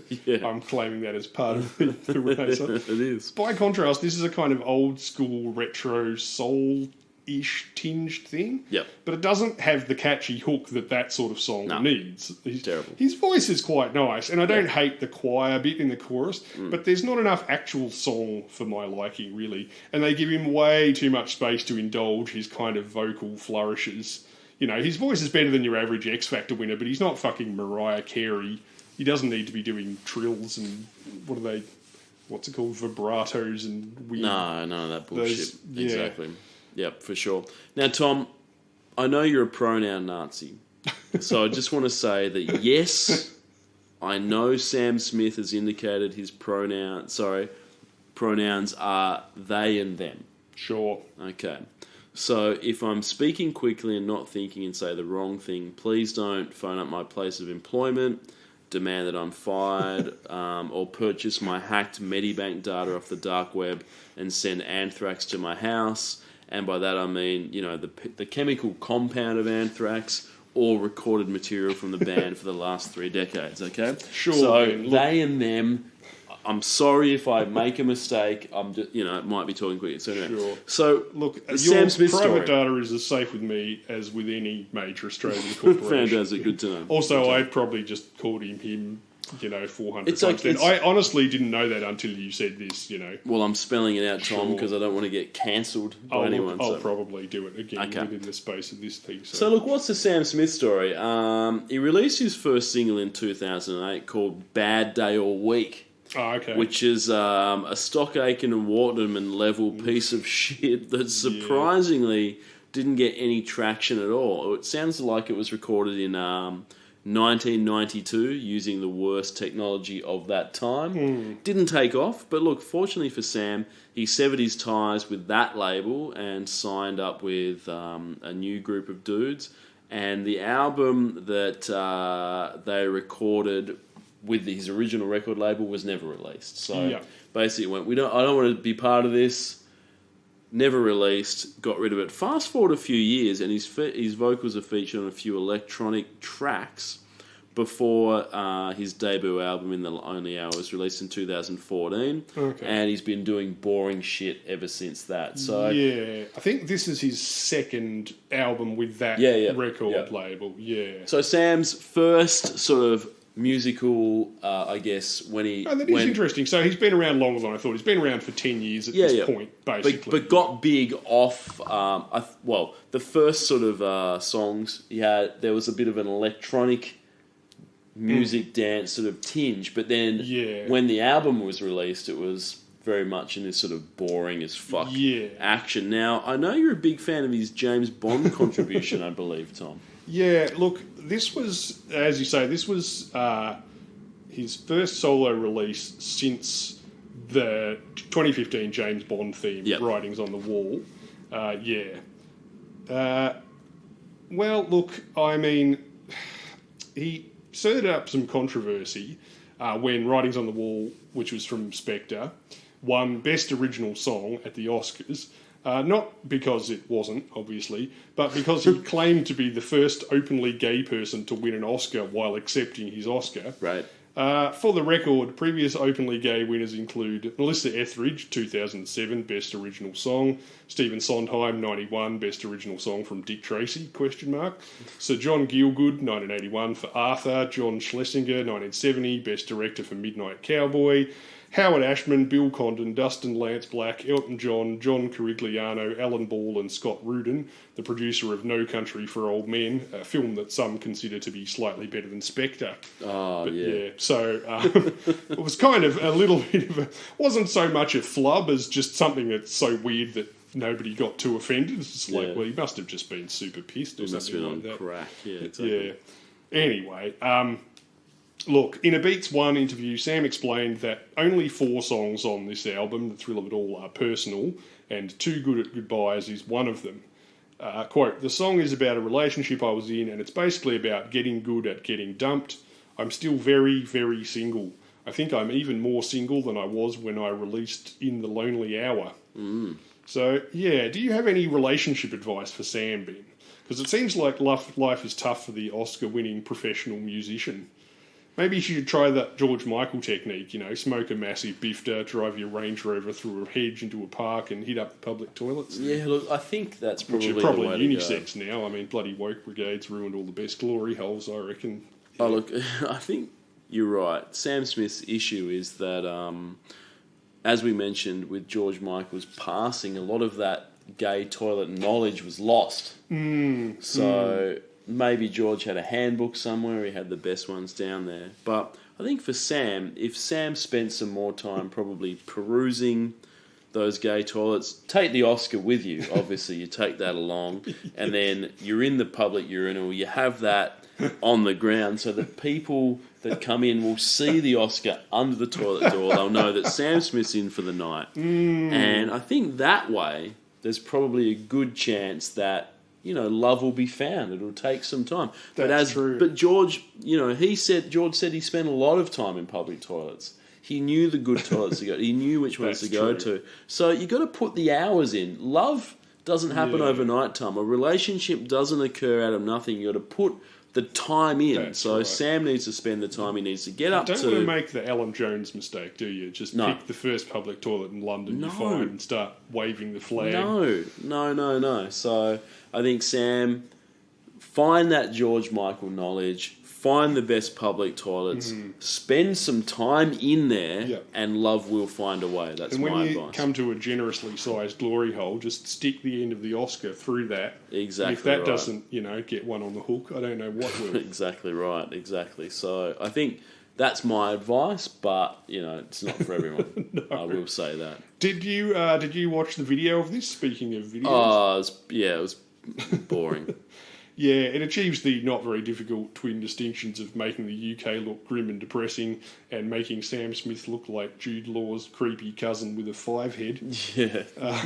I may be too focused on looks in the pop arena, Ben. I guess at some level I don't think someone should be able to get to number one unless they are, at minimum, less fugly than I am. If they've got massive talent and a third arm, then they won't be on the charts either. They'll be off doing something more interesting in a musical genre that only the most far-sighted aficionados are paying attention to right now, like Eurobeat, for Yeah, instance. of course, Yeah. Look, no, I know. It's so, as that last paragraph indicates, it's so boring that I struggle to think of anything to say about it. Yeah, this is a nothing song for me. Yeah, no, it's really nothing dull. to say about it at all. Lyrics, anything that stands out? Barely. No, Because every time you hurt me, the less that I cry, and every time you leave me, the quicker these tears dry, and every time you walk out, the less I love you. Baby, we don't stand a chance. It's sad, but it's true. I'm way too good at goodbyes. Like this song, it's not actually terrible. It's just not really interesting enough to stand out. Yep. I'm happy to hear someone with talent at the top of the charts. I just wish it was doing something a bit more interesting than this. Yeah, no doubt. Look, You don't have to look like Taylor Swift to be at number one, but if you should be with something more interesting. Look, he's obviously a good vocalist. Yeah, he can sing, but there are a lot of material- people who can fucking sing. Yeah, exactly. Not on X needs to do Factor, something obviously, but in real life there are. For sure. Let's get on to someone who can Look, he's got actually 70 sing. million listeners, which is Fuck fucking me. insane. That is Yep. mental. So he's got a lot, and How the fuck? 70 million? yep, he's What? massive. He's massive. It's like not He's quite tap- Ed Sheeran. That was as big as fucking. Look, he knows what people like. Boring shit. He's tapped into that market. God. People like I bland was bullshit. just saying that at the start of this episode, and now clearly it still takes me by surprise Yep. sometimes. And there's none for sale on Discogs right now. If you want to buy one for a loved one for Christmas, there's none available for sale. But as an indicator, the last one that sold for $39. So They save your probably pennies. didn't make many of those. No doubt, I wouldn't no have doubt, thought, because no he's doubt. still an unknown quantity. Although, winning an Oscar is going to help. But then you look at the list of people who've won Oscars for Best Original Song. 3-6 Mafia spring to mind. It doesn't necessarily guarantee you a lifelong musical career. Not at all. I think those guys are drinking cough syrup in a basement with Lil Wayne right now. I think so. Okay, who have we got next? Someone with some real skills. I hope please. so. I hope so. More talent? Is that what you're after? Was that what you were sort of begging for? Someone with some real vocal chops. Yeah, definitely. With vocal chops. We've got the new Vanilla Ice, Tom, in Post Malone with Rockstar for how many weeks is this? 7 weeks. 7 weeks. Fucking oath, yeah. 7 weeks in any given year would have been a very sort of great run, but for Post Malone, it wasn't to be. No. As we've known, he was defeated by, Daddy Yankee with Despacito and Ed Sheeran. That's so right. look, 7's no good this year. So look, it's probably not entirely fair, to my knowledge, to say that Post Malone is, the new Vanilla Ice. That's sort of, obviously he's a white rapper, but that's not No. polite thing to say. because as far as I'm, aware, Post Malone is not featured in his own film or performed with the Ninja Turtles, but has admittedly had more than one popular song. So They tell me, sure. I think, from what I understand, so Post Malone is sort of winning in that front. So look, at first I was hoping this was going to be a cover of Nickelback's Rockstar, Tom. That's what I sort of... Sadly not. Yeah, that's what I thought it was. But unfortunately, this is much worse. Post Malone operates in a trap, pop, cloud rap environment, I guess, which I'd describe as tedious. God damn it. Look, it's a guy that has some musical ability, I think. I think that he can sort of probably say... I'll take it on faith. I take it on faith that he probably can do something musically. It's just that he's explored areas that I couldn't give two fucks about, and he's working in a pretty bland and unexciting space. So. Look, okay, maybe I'm old, but Yep. objectively, this has no melody, no bass line, no hook, nothing to say, and if there's a decent flow, I can't detect it in the lyrics. For a song called Rockstar, it features 0 rock and 0 star. Yep. Sure. I don't know what else to say about it. Yeah. Well, cloud rap, I guess across the board has that sort of put you to sleep vibe. Yeah. You know what I mean? Like it's sort of... I do know. I mean, I'd hate to say that cloud rap is sort of ambient house plus rapping, but you know what? Like there's sort of like a sort of. That's being. Is there a dreamy element to it, or is it just a sort of? It can't be a coincidence that half of them seem to be addicted to prescription pills. Yeah. Because I sure as fuck feel like I'm on them when I'm listening to this stuff. Yeah. I mean, sometimes it's a nice feeling, but generally I don't come to hip hop for the same reasons I come to a cup of milky chamomile and a snuggly blanket. Yeah. You know? Correct. Yeah, exactly. This is cloud rap. Is SoundCloud and cloud rap the same thing? That's I think they're different things. Because he did start out on SoundCloud. Yeah, correct. Yeah. But they're not the same thing. That's just a coincidence. I think SoundCloud rappers is sort of like lo-fi dudes that are uploading sort of stuff to SoundCloud. Whereas cloud rappers sort of has that sort of I'm nodding off on ambient, dreamy sort of. Yes, I've had 5 whatever. Xanax kind of thing. For sure. So how could this guy have gone from SoundCloud to stardom, Ben? Putting aside option A, entire generation of wiggers hooked on social media and prescription drugs, we're left with B, DJ'd a Kardashian's birthday party and met stable genius Kanye West, who introduced him to the world's favourite middle-aged lesbian impersonator Justin Bieber. After hearing Malone's mystifyingly popular first single, White Iverson, Earl Sweatshirt tweeted, "Just heard the song White Iverson, who mans is this lol, who let this slide? LMAO, I'm a grown-ass man, you'll have fun slapping that one." Turns out if there's one thing Kanye West loves, it's publicly slapping it. So, yeah, I'm with Earl Sweatshirt on that one. Exactly. This just makes me feel old, you know. Yeah, I mean... Correct. And not in the interesting way of like, I'm offended and I don't understand this. It's just like, I don't understand where the song in this song is at all, you know. Yeah, like I remember listening to this and sort of... went, this is shitty, and then, not knowing where this guy came from, read about, his first song was White Iverson, went and listened to that. That was fucking terrible. It's terrible. And just sort of was like, okay, so it's sort of a non-rap sort of rapping thing. Yeah, sort of, about nothing in particular from the point of view of a guy who's, I mean, unlike Eminem, doesn't even really seem to have any where coming from, you know? Like he doesn't have an angle lyrically that I could detect. It's sort of, it's almost in the, we sort of spoke about, Sam Smith being pretty bland. This is almost like a hip-hop-ish equivalent of that, like it's sort of, it's rap kind of, but it doesn't really do anything, and it's just sort of, do you reckon this is popular and gets all the streams off sort of background music? You just put it on and it's just on in the background, it just plays, and it's like... I feel like more, it's just, we were talking about it last week with, this style of hip-hop, that it's just the dominant style at the moment, and it just doesn't, it does nothing for me, but it clearly does something for someone, and it sort of, it reminds me a tiny bit of like the sort of warbly, non-melodic kind of stuff that like Ariana Grande does, Yep. which is her stuff's hip hop influenced, but it's obviously not hip hop. But she moves in those sort of circles. But like it just sort of, I just keep waiting for a melody to show up, and it's Yep. weird because I know she's got actual vocal talent, and there are smart people doing the production on the songs. So then I can only deduce that it's just not. It's not for me. It's obviously not intended for me. No, exactly. But Look, yeah, I mean that doesn't mean it's necessarily good though. No. Oh, but just because it's not for you, correct, it doesn't mean that it's good. No, but then I'm tempted to think, well, maybe I'm just missing something here because I'm too old and I'm not the audience for this. But yeah, For sure. If there's something in this song that I'm missing, then squinting at it very hard from close range, I could not detect it. Yeah, sucks shit. Look, Post Malone did do a Nirvana covers set live from his house Oh my God. during lockdown, Poor old Kurt featuring Cobain. the most stable Kardashian current or former husband in Travis Barker performing drums, and apparently that was very well received. So shows that Post Malone, he's not only capable of doing some of the blandest sort of cloud rap out there, he can also do Nirvana covers with a guitar. So he can play an instrument, so I'll give him that.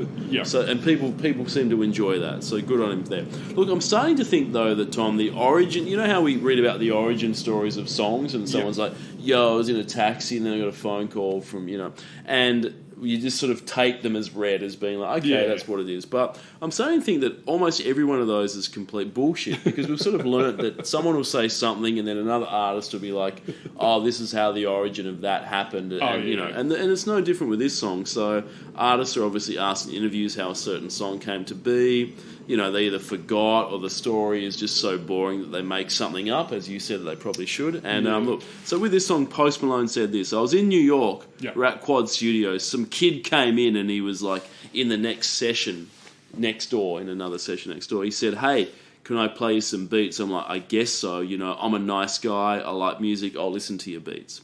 He played the beat and it was incredible. His name is Tank. He's a really young guy and a really talented producer. So we did that and Joey Badass was in there. We were just vibing on it and the melody was sick. We cut a little scratch vocal, took it back to LA, I finished my part, sent it off to Savage, and there it is. So that's Post Malone sort of... Now, first of all, no one's listening to this beat and saying it's sick because it's fucking boring as shit. But then anyway... How old was Tank? Was he like he's 7? about 10 or so, I don't know. So then Tank God, he said... Tank God is a good name. So that guy, he said, he used a chance meeting with Post Malone at a sneaker store. He said, I was like, I met you in LA, and then he was like, at Flight Club? I said, yeah. And I was like, well, I'm a producer, can I play you some beats? He was like, yeah, let's get weird. That's what apparently Post Malone said. So Post Malone reckons that he was recording and Tank was just next door and popped in and played him some beats. Tank's like, I met you at a fucking sneaker shop. Which one of these is real, Tom? I don't know. And I think it's really important because was this song born out of a sneaker shop meeting or was it born out of a chance studio meeting? I don't feel like I can really engage with it until I have that question settled in my mind. Exactly. And do you really think Post Malone went, yeah, let's get weird? I don't know. Well, I mean, according to some weird factoid I read, he was voted most likely to become become famous. Well, so it's possible. It's possible that he is in person really a charismatic and fun dude to be around. Must be. DJ Khaled style, where you think there has to be some reason that does not appear in his music or in his videos that explains why people like him so much. Well, he must have done something at high school that endeared people and went, oh, he's the most likely to be. But what I mean is maybe he is a nice enough guy or he's taken enough pills that some random kid comes up to him and goes, can I play some beats? And he's like, all right, fuck it. I'm not doing anything else for the next half an hour. Now, Tom, I know you're going to get to the lyrics later, but I just feel like I need to point out that the opening lyric to this song is, I've been fucking hoes and popping pillies. I feel just like a rock star. Yeah. Which is, makes him feel like a rock star, apparently, as you say. It's weird because he looks like he grew up in a trailer park, But he obviously didn't, because if he had, he would know that behaviour is available to anyone who has $20 and lives near hose and pill suppliers. For sure, absolutely. If he was doing coke and fucking attractive women who aren't prostitutes, it would seem more like rock star behaviour to me. And is the stupidest thing you've heard in music this year the bit in the song where he does the gun going pa-ra-pa-pa-pa-pa-pa? It's every bit as stupid as the bit in that DJ Khaled song where the guy keeps going brr, brr, brr, like he's some sort of weird pigeon from 1997. That's true. That's awful. But when Post Malone doing terrible. The gun, that's like it's real bad. I don't really know whether he's been involved with guns. Really, like I don't. No, I don't really think get so that either. at That's all, what I mean. I don't think he even has the sort of trailer Yeah. park reality of Eminem. I think he's more like Kid Rock, where he thinks if he has enough shit tattoos, people will assume authenticity on his behalf, when in actual fact he grew up in the fucking suburbs like everybody else did. Exactly. So look, so he starts off that he does the pop fucking hose popping pillies. He's going parappa papa pop pa like fucking. Like he's a little drummer boy or some shit. It's like fucking man, it's like fucking garbage. And then 21 Savage shows up and sings about getting into a pool with a chick not wearing a bra. It's like, yeah, of course. Like she's probably wearing a bikini top or something. She might be going topless. I don't know 21 Savage, but it's like it's less sexy than Desposito. It's Daddy fucking, Yankee would think this was bullshit. It's pretty bad. I don't know. This is off the album, Tom, Beer Bongs and Bentleys, which is a clever title if you think juxtaposing two very different socio-economic interests is interesting. I don't know. Again, as I said, that's like Kid Rock. It assumes that you'll read that and go, oh, he's come a long way but it doesn't actually mean anything. Like every fucking frat boy does beer bongs. It doesn't mean that you were poor. Half of those frat boys' parents are fucking trust. You drove to college in a Bentley to get the beer bongs. I don't know. His dad ran the concessions for a major American fucking football franchise, so I doubt that he grew up in a fucking trailer park. Yep. I did have a bit of a look, but I couldn't find much about it.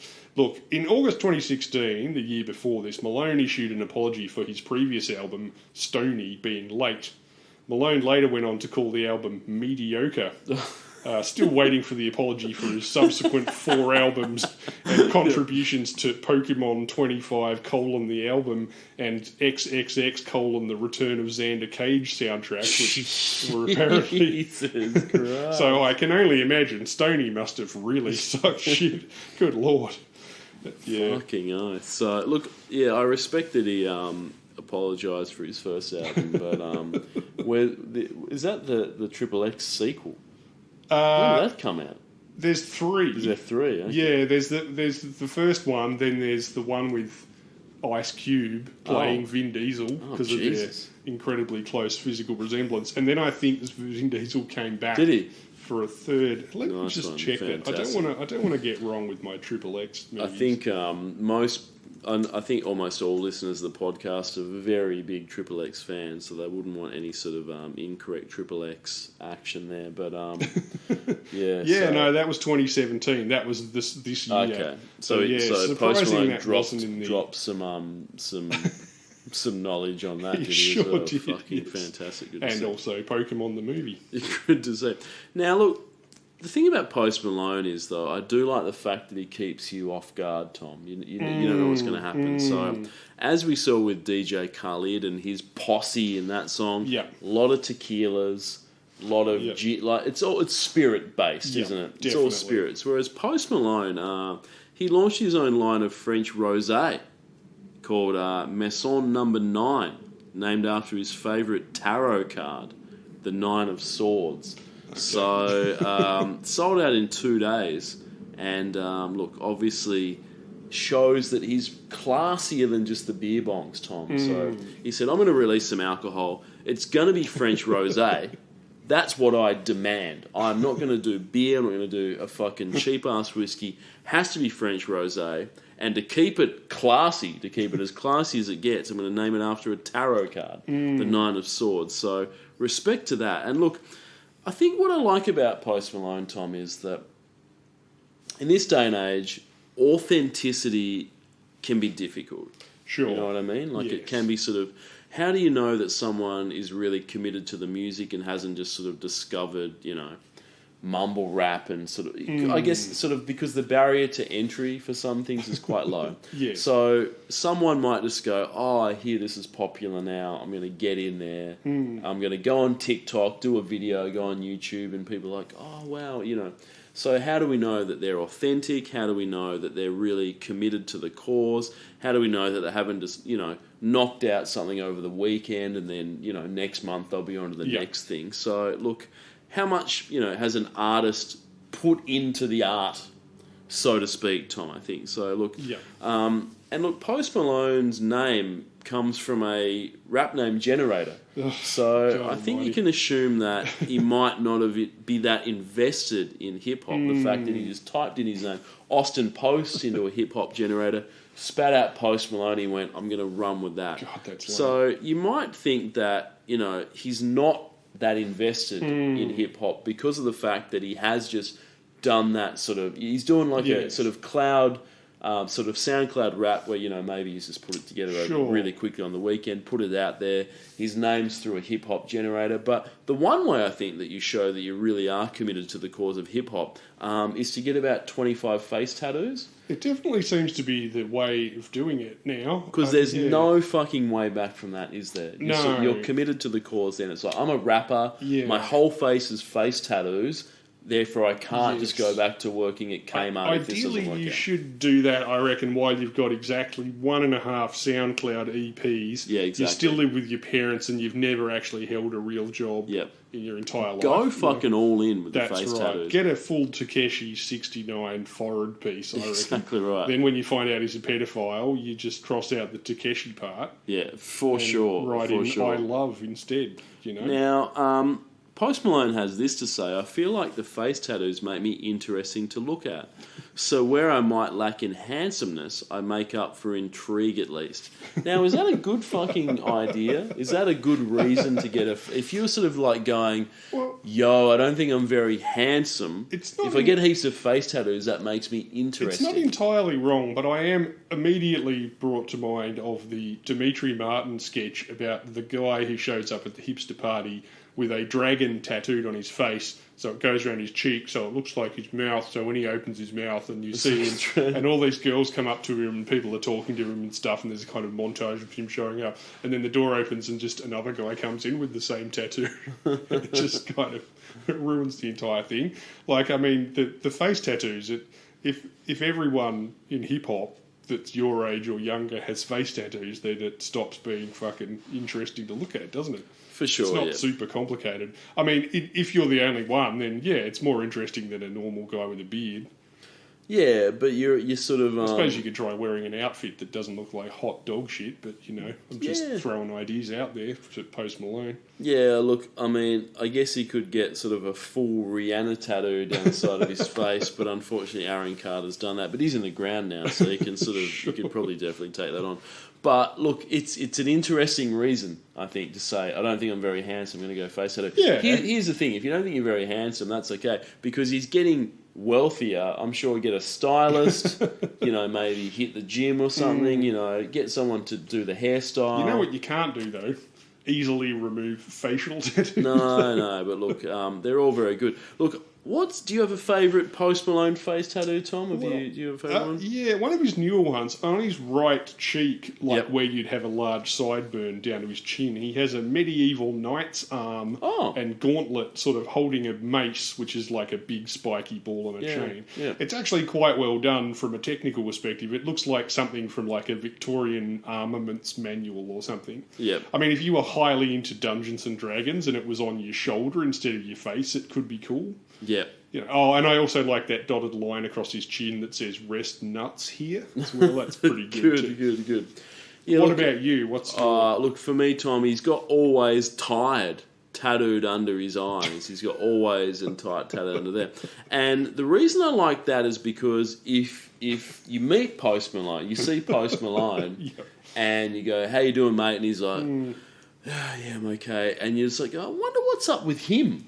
He's not very talkative there. Then you look at his face and you see it says always tired, and then you remember, you go, that's right, this guy, he's always tired. It's a good thing he's not there, he because otherwise the rest of his physical appearance would have just made me assume he has a Yeah. fentanyl addiction. For sure. Now I know he's merely jet lagged. Exactly. So I might think, this guy's a fucking total cunt. He won't talk to me. Look at this piece of shit. And then I go, no, he's always very snoozy. He's real sleepy. He doesn't have a lot of energy. So then you just go, that's okay, mate. I understand you're a bit tired. And then he walks off and you go, saw Post Malone today, looked a bit tired, but according to his face tattoos, he's always tired. So I didn't take any offence at the fact that he wasn't really reacting or, interacting with me at all. So that's my favourite. I think it means that you don't have to communicate as much. So I really respect that. That's my favourite of his, for sure. He's also got an ace of spades on his forehead, so that's great too. So because I love cards. I wonder if that's his favourite Sure. normal card. Don't know. Probably is. The thing that impresses me most about old post-nasal drip is that he looks exactly like he could be headlining day 3 of the Gathering of the Juggalos. Yep. From his mullet down to his signature army camo Crocs that he put out. Yep. And yet his music is so soft-cock it would almost certainly get him bottled off stage at such a venue.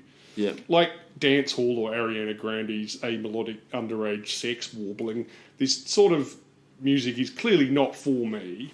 Yeah. Which makes me feel old, which is not great, but it also makes me feel musically talented, well-dressed, hyper-articulate and excellent at decision-making, Yes. on the plus side.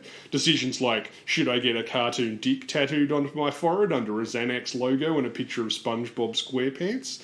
Even Taylor Swift isn't enough of a dork for that shit. No, not at all. Exactly right.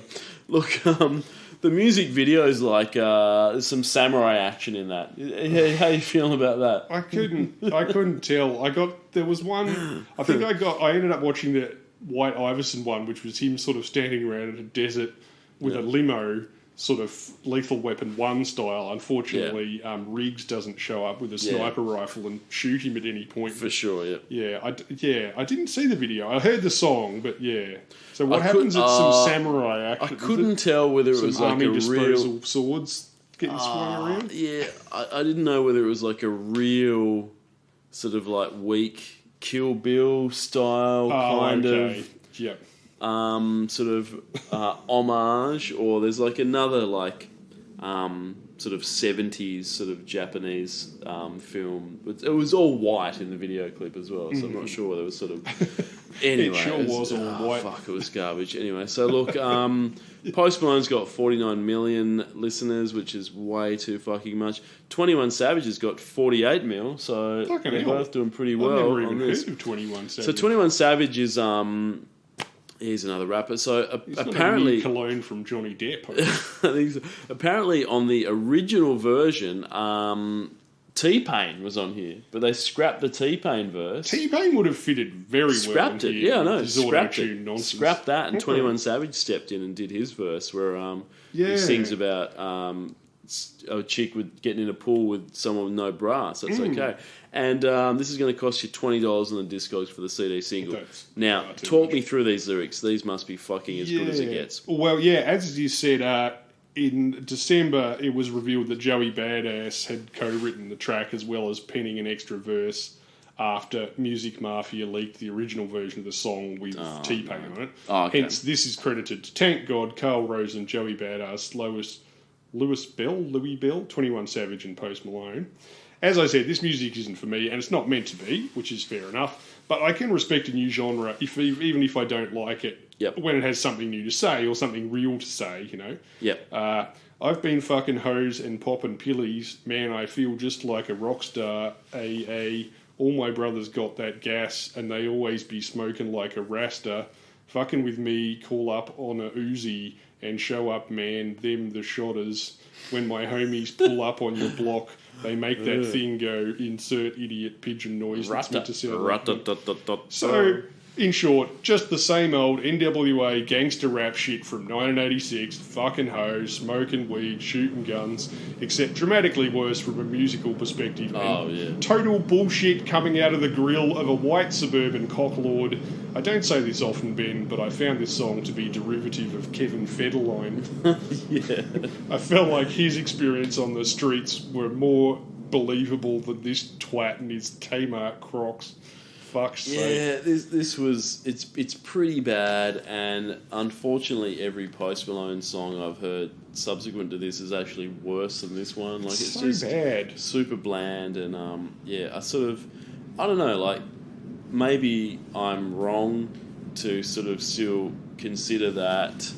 You know, the whole point of being an MC and being a rapper is to sort of maybe have something to say and trying to come up with interesting, right? And look, and I think in underground hip hop that sort of still exists, but certainly in the pop charts, no one seems to care about that. It's like, he's a rapper, but it's like, but what's he talking about? Like, I know, popping pills and banging chicks and shooting guns. It's kind of like the loose frame. You could write a song about, I'm not a fucking rapper, but you could write a song about, hey, look at me, I'm a weird-looking guy from the suburbs. Now, all of a sudden, I'm fucking getting famous and people want to know who I am, and it's weird and it makes me kind of uncomfortable, so I deal with it by getting off my face and having meaningless sex with chicks, but I don't think they really are into me.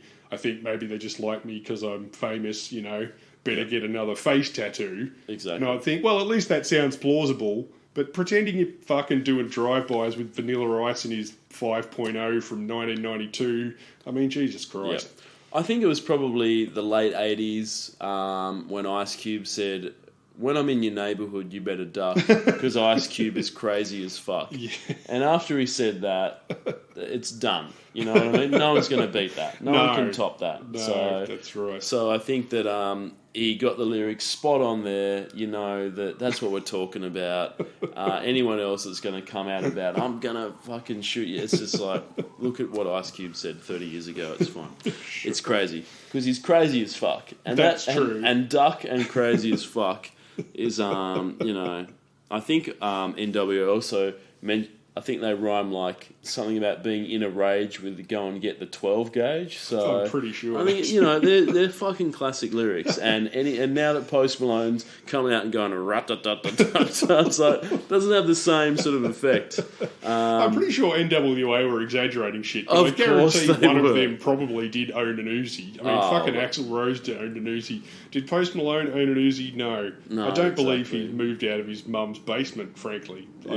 It's probably is, like you look at that sort of NWA stuff, and Eazy-E was sort of, I think, sold drugs to sort of get money to make the records and whatnot. But you're right. Like I don't really think a lot of the dudes in NWA, they weren't out there like popping caps in people's asses. Authentically murdering people doesn't make you a better rapper course either. Nor not, do you of have to course talk about that stuff. It's just the question is, well, if that's true, then why are you doing that? Like, why are you pretending to be this tired old cliche? Yeah. For fuck's but sake. with NWA, it was gangster rap was a new thing, and it was brand new, and the it imagery had of some like the connection danger to their of reality. For sure, they grew up in the in Compton and that sort of reality, and it created an image. But now, sort of having Post Malone coming out to sort of do a similar thing, 25 years later. Yes. And if you're going to be that unoriginal, then you would think, well, then they must be compensating for that with talent, musical skill and production. But no, or a really catchy song. No. Terrible now. Anyway, sorry. Tom, up next is Cabello featuring Young Thug with Havana. 3 weeks. 3 weeks for this one. Now, look, Tom, I know you're a huge Fifth Harmony fan. You're about as big as it gets on the Fifth Harmony. You've got that 5H tattoo on your ass. How did you feel when Camilla announced that she was leaving Fifth Harmony to go solo? Look, it was like when I heard that Zayn was leaving One Direction. Yeah, pretty much the same thing. I know you've said to me, the thing about Fifth Harmony was that the whole is so much greater than the sum of the parts. So was it, oh no, this is the end of Fifth Harmony, or I guess some excitement to see what Camilla would offer up solo? Probably the latter, I guess. Yeah, well, much like when Zayn left One Direction, but then Harry did too. Yep. Originally, I was more of a Normani fan, but after I realised that the basketball she hits with her ass in the video for Motivation was CGI, I lost a lot of respect for her. Really? Okay. So, Look, definitely. I mean, not for me, obviously, because I'm a huge fan, but could you remind our listeners one of Fifth Harmony's many massive hits? There's too many to mention, Tom. There's so many, but look, Camilla. Not for me. No, obviously. not for you, but for the look. I'll let the general public do their own googling. There's so many. It's sort of they're sort of the Destiny's Child of the modern era. Some would say. So look, this is more Latin flair, Tom. Yes, this song. Yeah, So, that was having a moment. Too. I'm not. Would this have been a hit without the success of Despacito? Do you think that? Daddy Yankee paved the way for, sort of artists such as Ricky Martin and whoever fucking sung Amigos Para Siempre. Do you think, I think that sort of, that Despacito was big and then people were saying, I need more Latin influence in my life, and then they sort of came across Havana, do you think? Or do you think this is just a song that stands alone as being just a great pop song? Well, I think a lot of that sort of, I don't even know what it's called, but that Miami club sound, the Derulo, Derulo, Flow Rider, Timberland stuff, that sound from the last 5 years, that has Latin flavour to it as well. And this sort of just seems to be like a cross, a blend between that. You've got the start and the chorus, which has that sort of real Latin sound, but then the verses are very much sort of club kind of that particular production style. Yep. So yeah, I mean, it makes sense to me that someone would go, hey, why don't we just try this with a bit more, Latin. It worked for Gloria Estefan in the 80s. Let's have it another go at it. And Gloria, it worked for J-Lo too. She did that as well, the sort of dance, Latin tinged dance. And as we know, Gloria Estefan went on to teach Shakira English. So that's right, yes. You just have to be careful, though, because the rhythm is going to get you, Ben. It will, especially if the rhythm doesn't teach you about tax and how you need to pay it. She should have got that from fucking Shakira while she was teaching her English, shouldn't she? Absolutely. How to get a fucking bank account in the Cocos Island. Yeah. Now, this was co-written by Pharrell. That makes sense. It is catchy as fuck. Look, you know how people used to say shit like, if Bill Gates dropped $100 on the street, it would cost him more to pick it up than it would to work, that sort of thing, which is fucking stupid because that's not how money works. It doesn't really work like that. It's not like if Bill Gates stops to pick up the $100, he stops earning the money that he would have. So it's a ridiculous thing. But look, do you think that Pharrell, if say his car breaks down and he's like, oh fuck, I need to get this towed, then take it to the repair place and talk to the dudes about getting it repaired, and my car's sort of like a vintage car, rare sort of car, he'd probably have a very sort of nice vintage car, hard to get the parts for. Do you think that for Pharrell it's just easier to sort of get an Uber home, leave the car there forever, maybe torch the car, just sort of get home immediately, write a new song, and then, offload it to someone like, say, Camilla, and then use the proceeds to buy a new car? Do you think that's sort of where Pharrell is, where it's somewhat easier to just write a song and get the money from that to do something than it is to repair some broken bullshit? Well, maybe like 5 years ago when Ed Sheeran was going around to his house to write number ones, and he was doing two other number ones at the same time by putting on a false moustache, pretending to have diarrhea, going up and down in an elevator, etc. Well, I've got to go. Charles in Charge style. For shit. Like, maybe then, but at this point, it does seem like he might possibly be on the downslope a bit, I mean, like so many things in the world today, can we blame Ed Sheeran for that? Probably. Yeah, I think so. Yeah. I think so. I mean, Pharrell's still a big name, don't get me wrong, but I feel like he might have peaked a bit. Yeah. Or maybe the sound that he was best at. But he's always reinventing himself, Tom. We don't know what's going to happen next year. I don't know. That's true. Maybe he is. I am only familiar with mainly the one style, plus his one style, plus that time when he heard Daft Punk and started doing a bit more Daft Punk. But I think the last time he appeared on these charts was doing the song for Despicable Me. Yeah, for sure. Yeah. Anyway, look, Havana is about Camille falling in love with this bad boy from Havana. Is also an ode to her hometown. Camilla was... Am I pronouncing her name right? Camila or Camilla? I'm just going to say Camilla. If it's something else, then I think it's Camilla, isn't it? yeah. She was born in Kojima, which I'm also probably pronouncing wrong, Kohima, which is a district of Havana. Camilla immigrated to the US when she was still a kid. Quote, I was almost 7 at the time, born in Havana, Cuba. My papa is puro Mexicano and we lived back and forth between the heat of Havana and the concrete jungle of Mexico City. I didn't realise it then, but boy, does it hit me now. I realised how scary it must have been for them. Not sure how much nightclubbing Camilla was doing in grade 2, but those steamy Havana nights clearly made an impression on her. Either way, this stuff definitely does well in Australia, even when it's not in English. Despacito was the first Spanish language Billboard #1 since the Macarena. But on the arias, we also had the unforgettable The Ketchup song. Oh, yeah. And, of course, La Bamba, a song which is in Spanish the same way the Swedish chef from the Muppets speaks Swedish, but still, big hit, you know. I mean, yeah, it's like Pink. We clearly have an affinity with those fiery Latinos, Ben. Oh, absolutely, yeah. No doubt. But, I mean, the question is, do you think this song evokes, you know, steamy Latin American nights south of the border? Both metaphorically and literally. Look, Tom, I'm a big fan of Dirty Dancing 2, Havana Nights, and I think it's probably the superior film in that sort of, in that the Dirty Dancing universe, if I can say that. And this song's probably better than anything off that soundtrack. So, yeah, I dare say that this How do you this is feel very about good. the Forbidden Dance, Ben? Oh, the La Bamba, yeah, it's the Lambada. Lambada, not the La. It's the easy Lambada. to confuse the two. Lambada, As a kid, yeah. I'm pretty sure I thought they were the same Look, thing. I do like, yeah, exactly, yeah. No, it is forbidden for good reason, but I do enjoy It's so that as forbidden well. that I think at the time there were perhaps 3 movies, full-length motion About pictures it, made yeah, out in the exactly. same year. Not in Exactly a right. cheesy attempt to No, cash in on it. no, not at all. Yeah. That's right.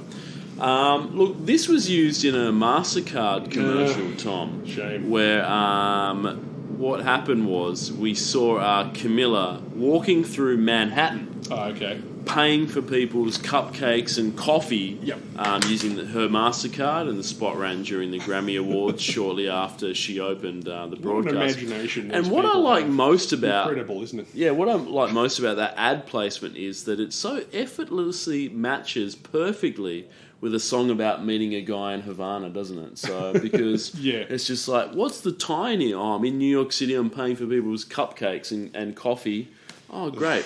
Mirrors perfectly on Imagine the how song. much some fucking cocaine nostril twat got paid to come up Oh, with that. exactly bullshit. right, exactly. So, look, Look, by comparison, the video for this I quite liked. Oh, I yeah. have to admit. Did you see this? I did, yeah. It's Dave Myers directed it. It starts off for quite a while looking like There's a a- telenovela. Yeah. The Mexican sort of soapy.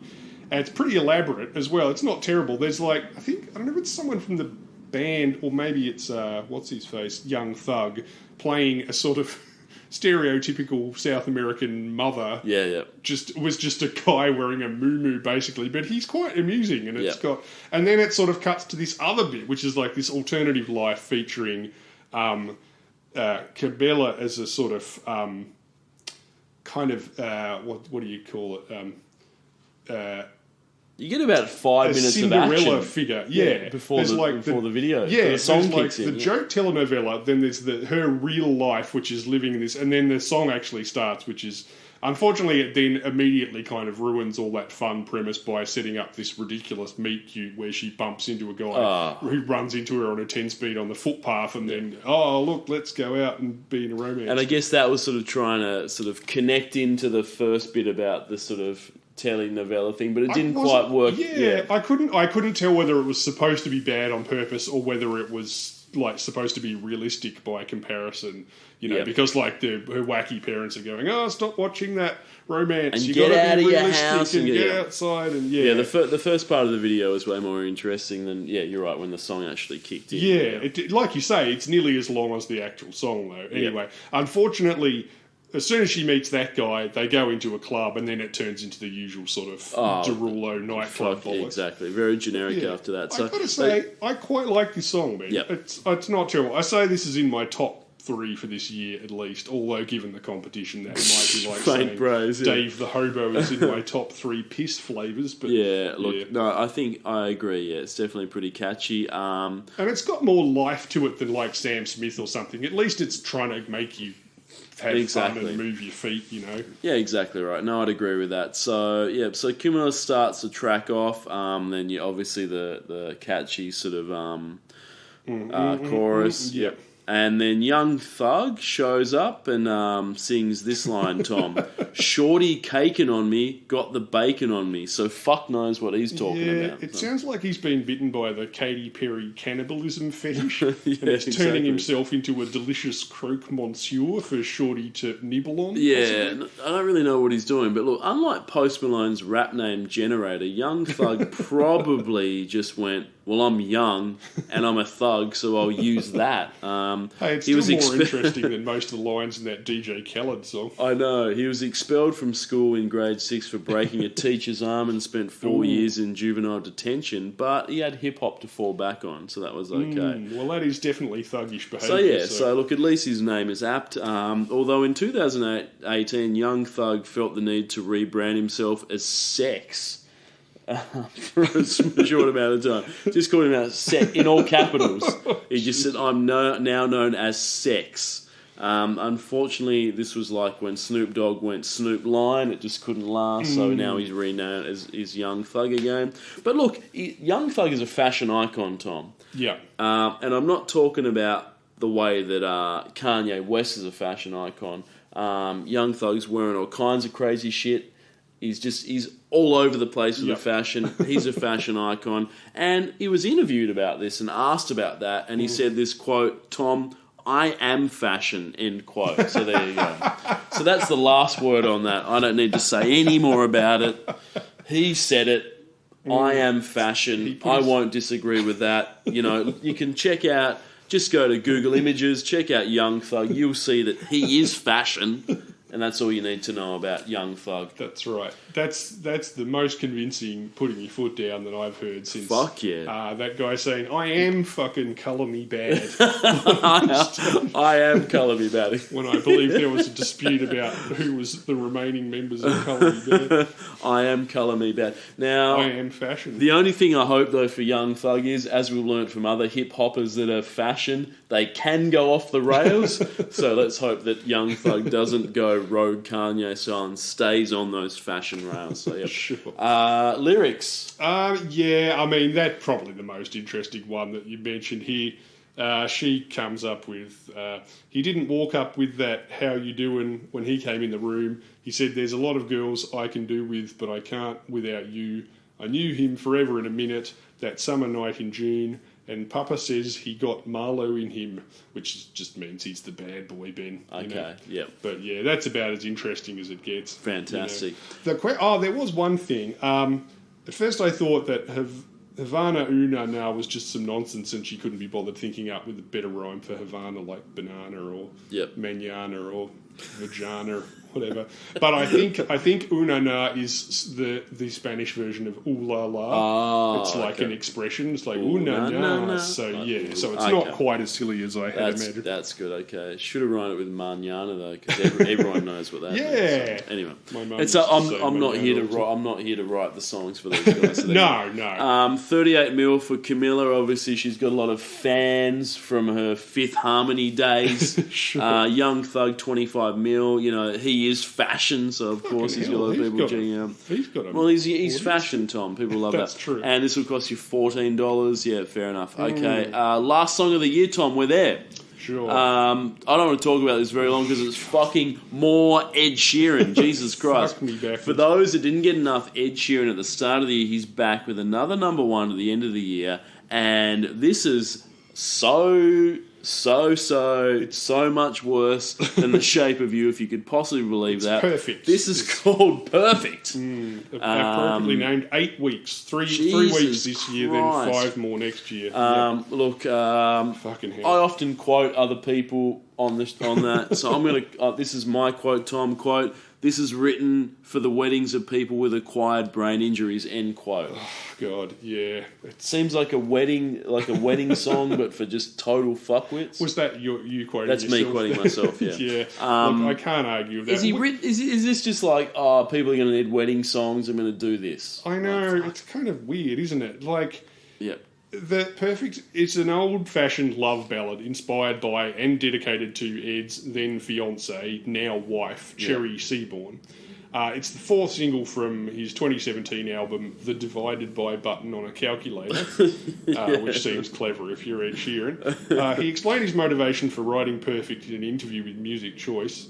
I think the song Perfect is actually better than Thinking Out Loud. Great. I think there was always a scare that thinking out loud would define me and define my career. I mean, it kept me up at night, certainly. So I wrote a lot of songs trying to beat it, and now I think I have beaten it. In case you've forgotten Thinking Out Loud, well done, skip this next part. That was the one where he talks about how he'll be loving his girlfriend till he's 70, and then they broke up 6 months later. That's true. That was his previous go-to wedding song for people with acquired brain injuries, Ben. So yeah, really he's taken the title from himself in a completely unnecessary move, you know. Yep. I mean, I suppose an artist needs to push themselves, but normally you don't push yourself by, you know, if you give yourself diarrhea by eating a curry that's way too hot by going to the Indian restaurant next week and trying to ask them if they've got a worse one that you think. Yeah. I mean, also, what aspect of Ed Sheeran is Perfect, Ben? Did this remind you of the film Perfect, starring Jamie Lee Curtis and John Travolta? It did, yeah. Absolutely. Did that remind you of the video for Call On Me and make you wish you were talking about that instead of this fucking hot dog shit? Yeah. It reminded me of, I think, that Hoobastank song where it starts off with the lyric, I'm not a perfect person. If you remember that. Yeah, which is fucking... Remember there was a period where alleged, even new metal, which was weak to begin with, remember when it got to the point where it's like, was just like soft rock? Yeah. But they were still like going, yeah, bro, I'm in like a fucking hard as nails new metal band. Just dudes with like pants that were like those... with the flared things that were wider than regular flared. It reminded me of that fucking song Delilah, which is theoretically supposed to be a punk song, but in actual fact just sounds like the dodgiest, creepiest, stalkeriest shit. Jesus. And it also manages to wank on about how good he is in the song as well, like that. There's all these kind of unasked questions and statements about, you know, garbage. I'll be making history and stuff like that. And you'll be making history with this song about how shit you are at writing songs. Exactly right, exactly. Look, you're right, Tom, though, about when Ed talked about Thinking Out Loud. You may recall that was co-written with Amy Wadge. Remember Amy Wadge? Oh, was that the one where she couldn't afford the mortgage payments and went round to his house and she's like, yo, I can't pay my mortgage. Can you put some old song we wrote together on your album as like a bonus track so I can get some songwriting and he credits. managed to and he then told they that wrote story. and then they wrote a song together and it was real big and so I think as you said, like Ed's that was his biggest song, but there was like a co-writing credit on that, so he was like, I actually want the biggest song of my career to be just me, Ed, just me on the songwriting thing, no co-writing. But unfortunately, the biggest song of his career ended up being something that he co-wrote with TLC. Mm-hmm. Well, not really, but that he sort of borrowed from. So, look, the music video for this, though, Tom, have you seen the music video of this? It's like a Richard fucking Curtis movie. This is ridiculous. He said, I came up with the idea for the video because I like Christmas. You boring cunt. There's not enough Christmas music videos out nowadays. So I wanted snow and romance. The song, but this is the best part, Tom. The song's cheesy anyway. No shit.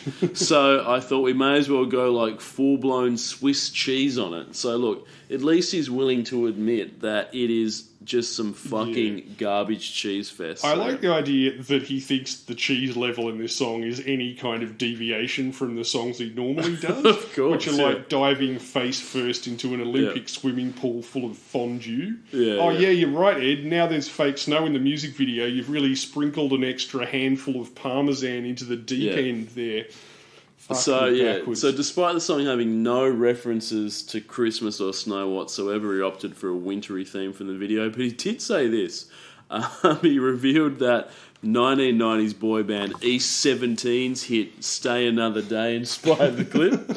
Quote, "That's not a Christmas song, but it has snow in the video. They're all in their puffer jackets in the snow, and it's become a Christmas song." I'm like, that's really clever. Oh, God. So it gets played every year because it's got snow in the video. So with Perfect, I thought, right, let's put snow on it. So what I've learned today about Ed Sheeran is that every decision he makes appears to have some sort of financial end goal. Yeah. I.e. Galway Girl. Song's garbage, but fuck, they're going to play it all the time on, St. Patrick's Day. So let's get that in there.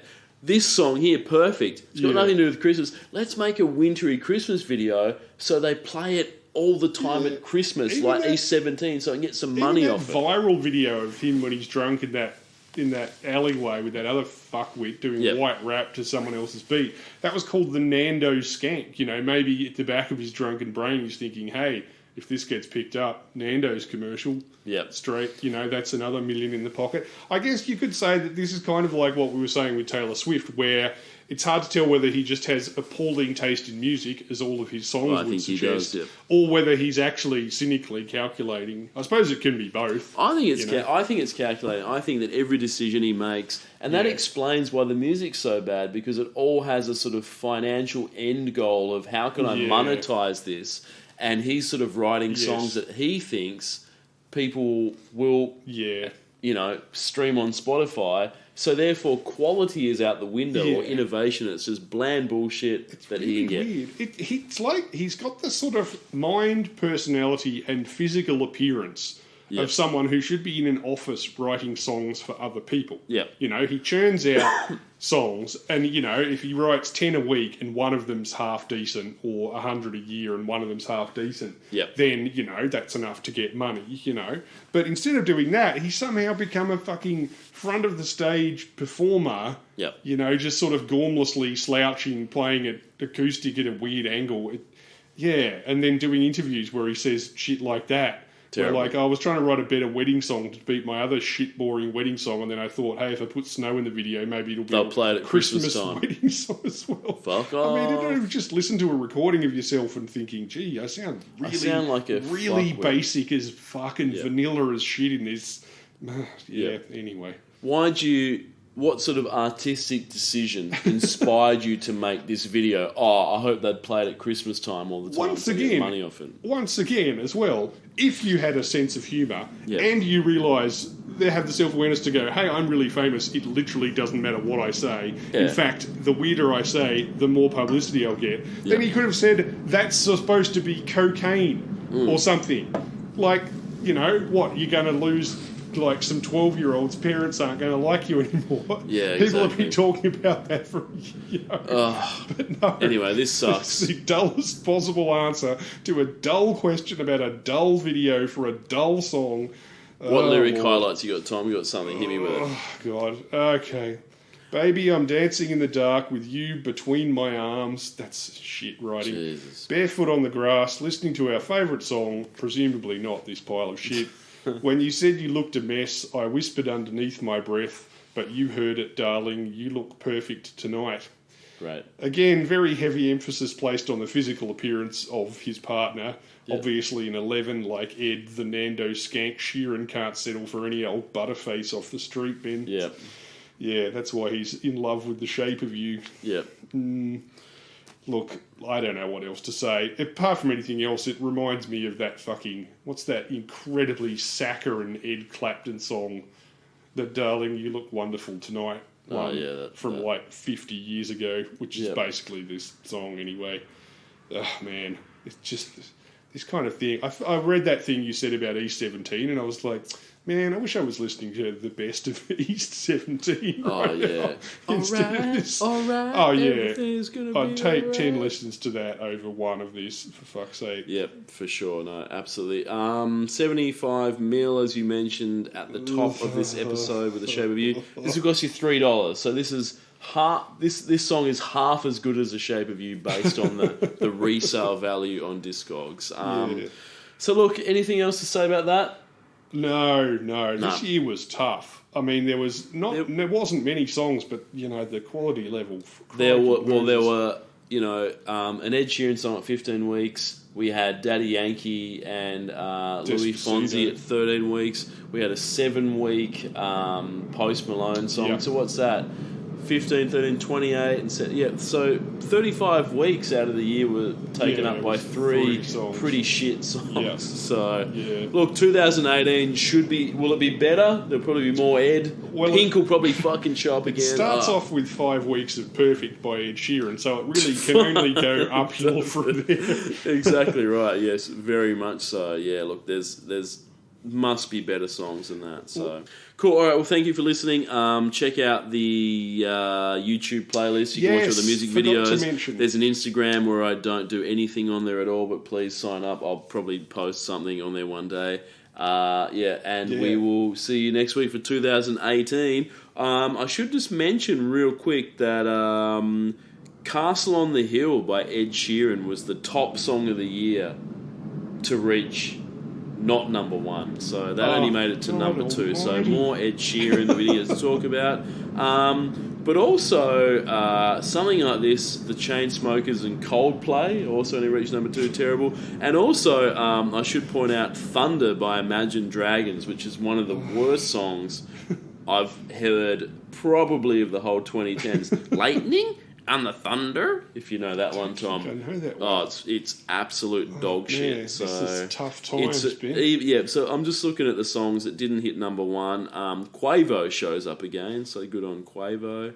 But yeah, just a bunch of garbage. I was legit keen to do a special with the last 4 decades most played songs.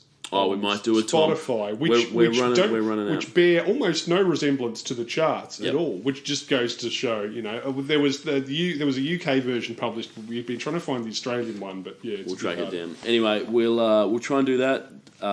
Enjoy your holiday festive season. We might not have another podcast up to the new year, so take care and happy holidays. Yeah, listen to that Mariah Carey song. Just give up. You're going to hear it anyway. Lean into it, I say. Exactly. And wham. Farewell. See ya.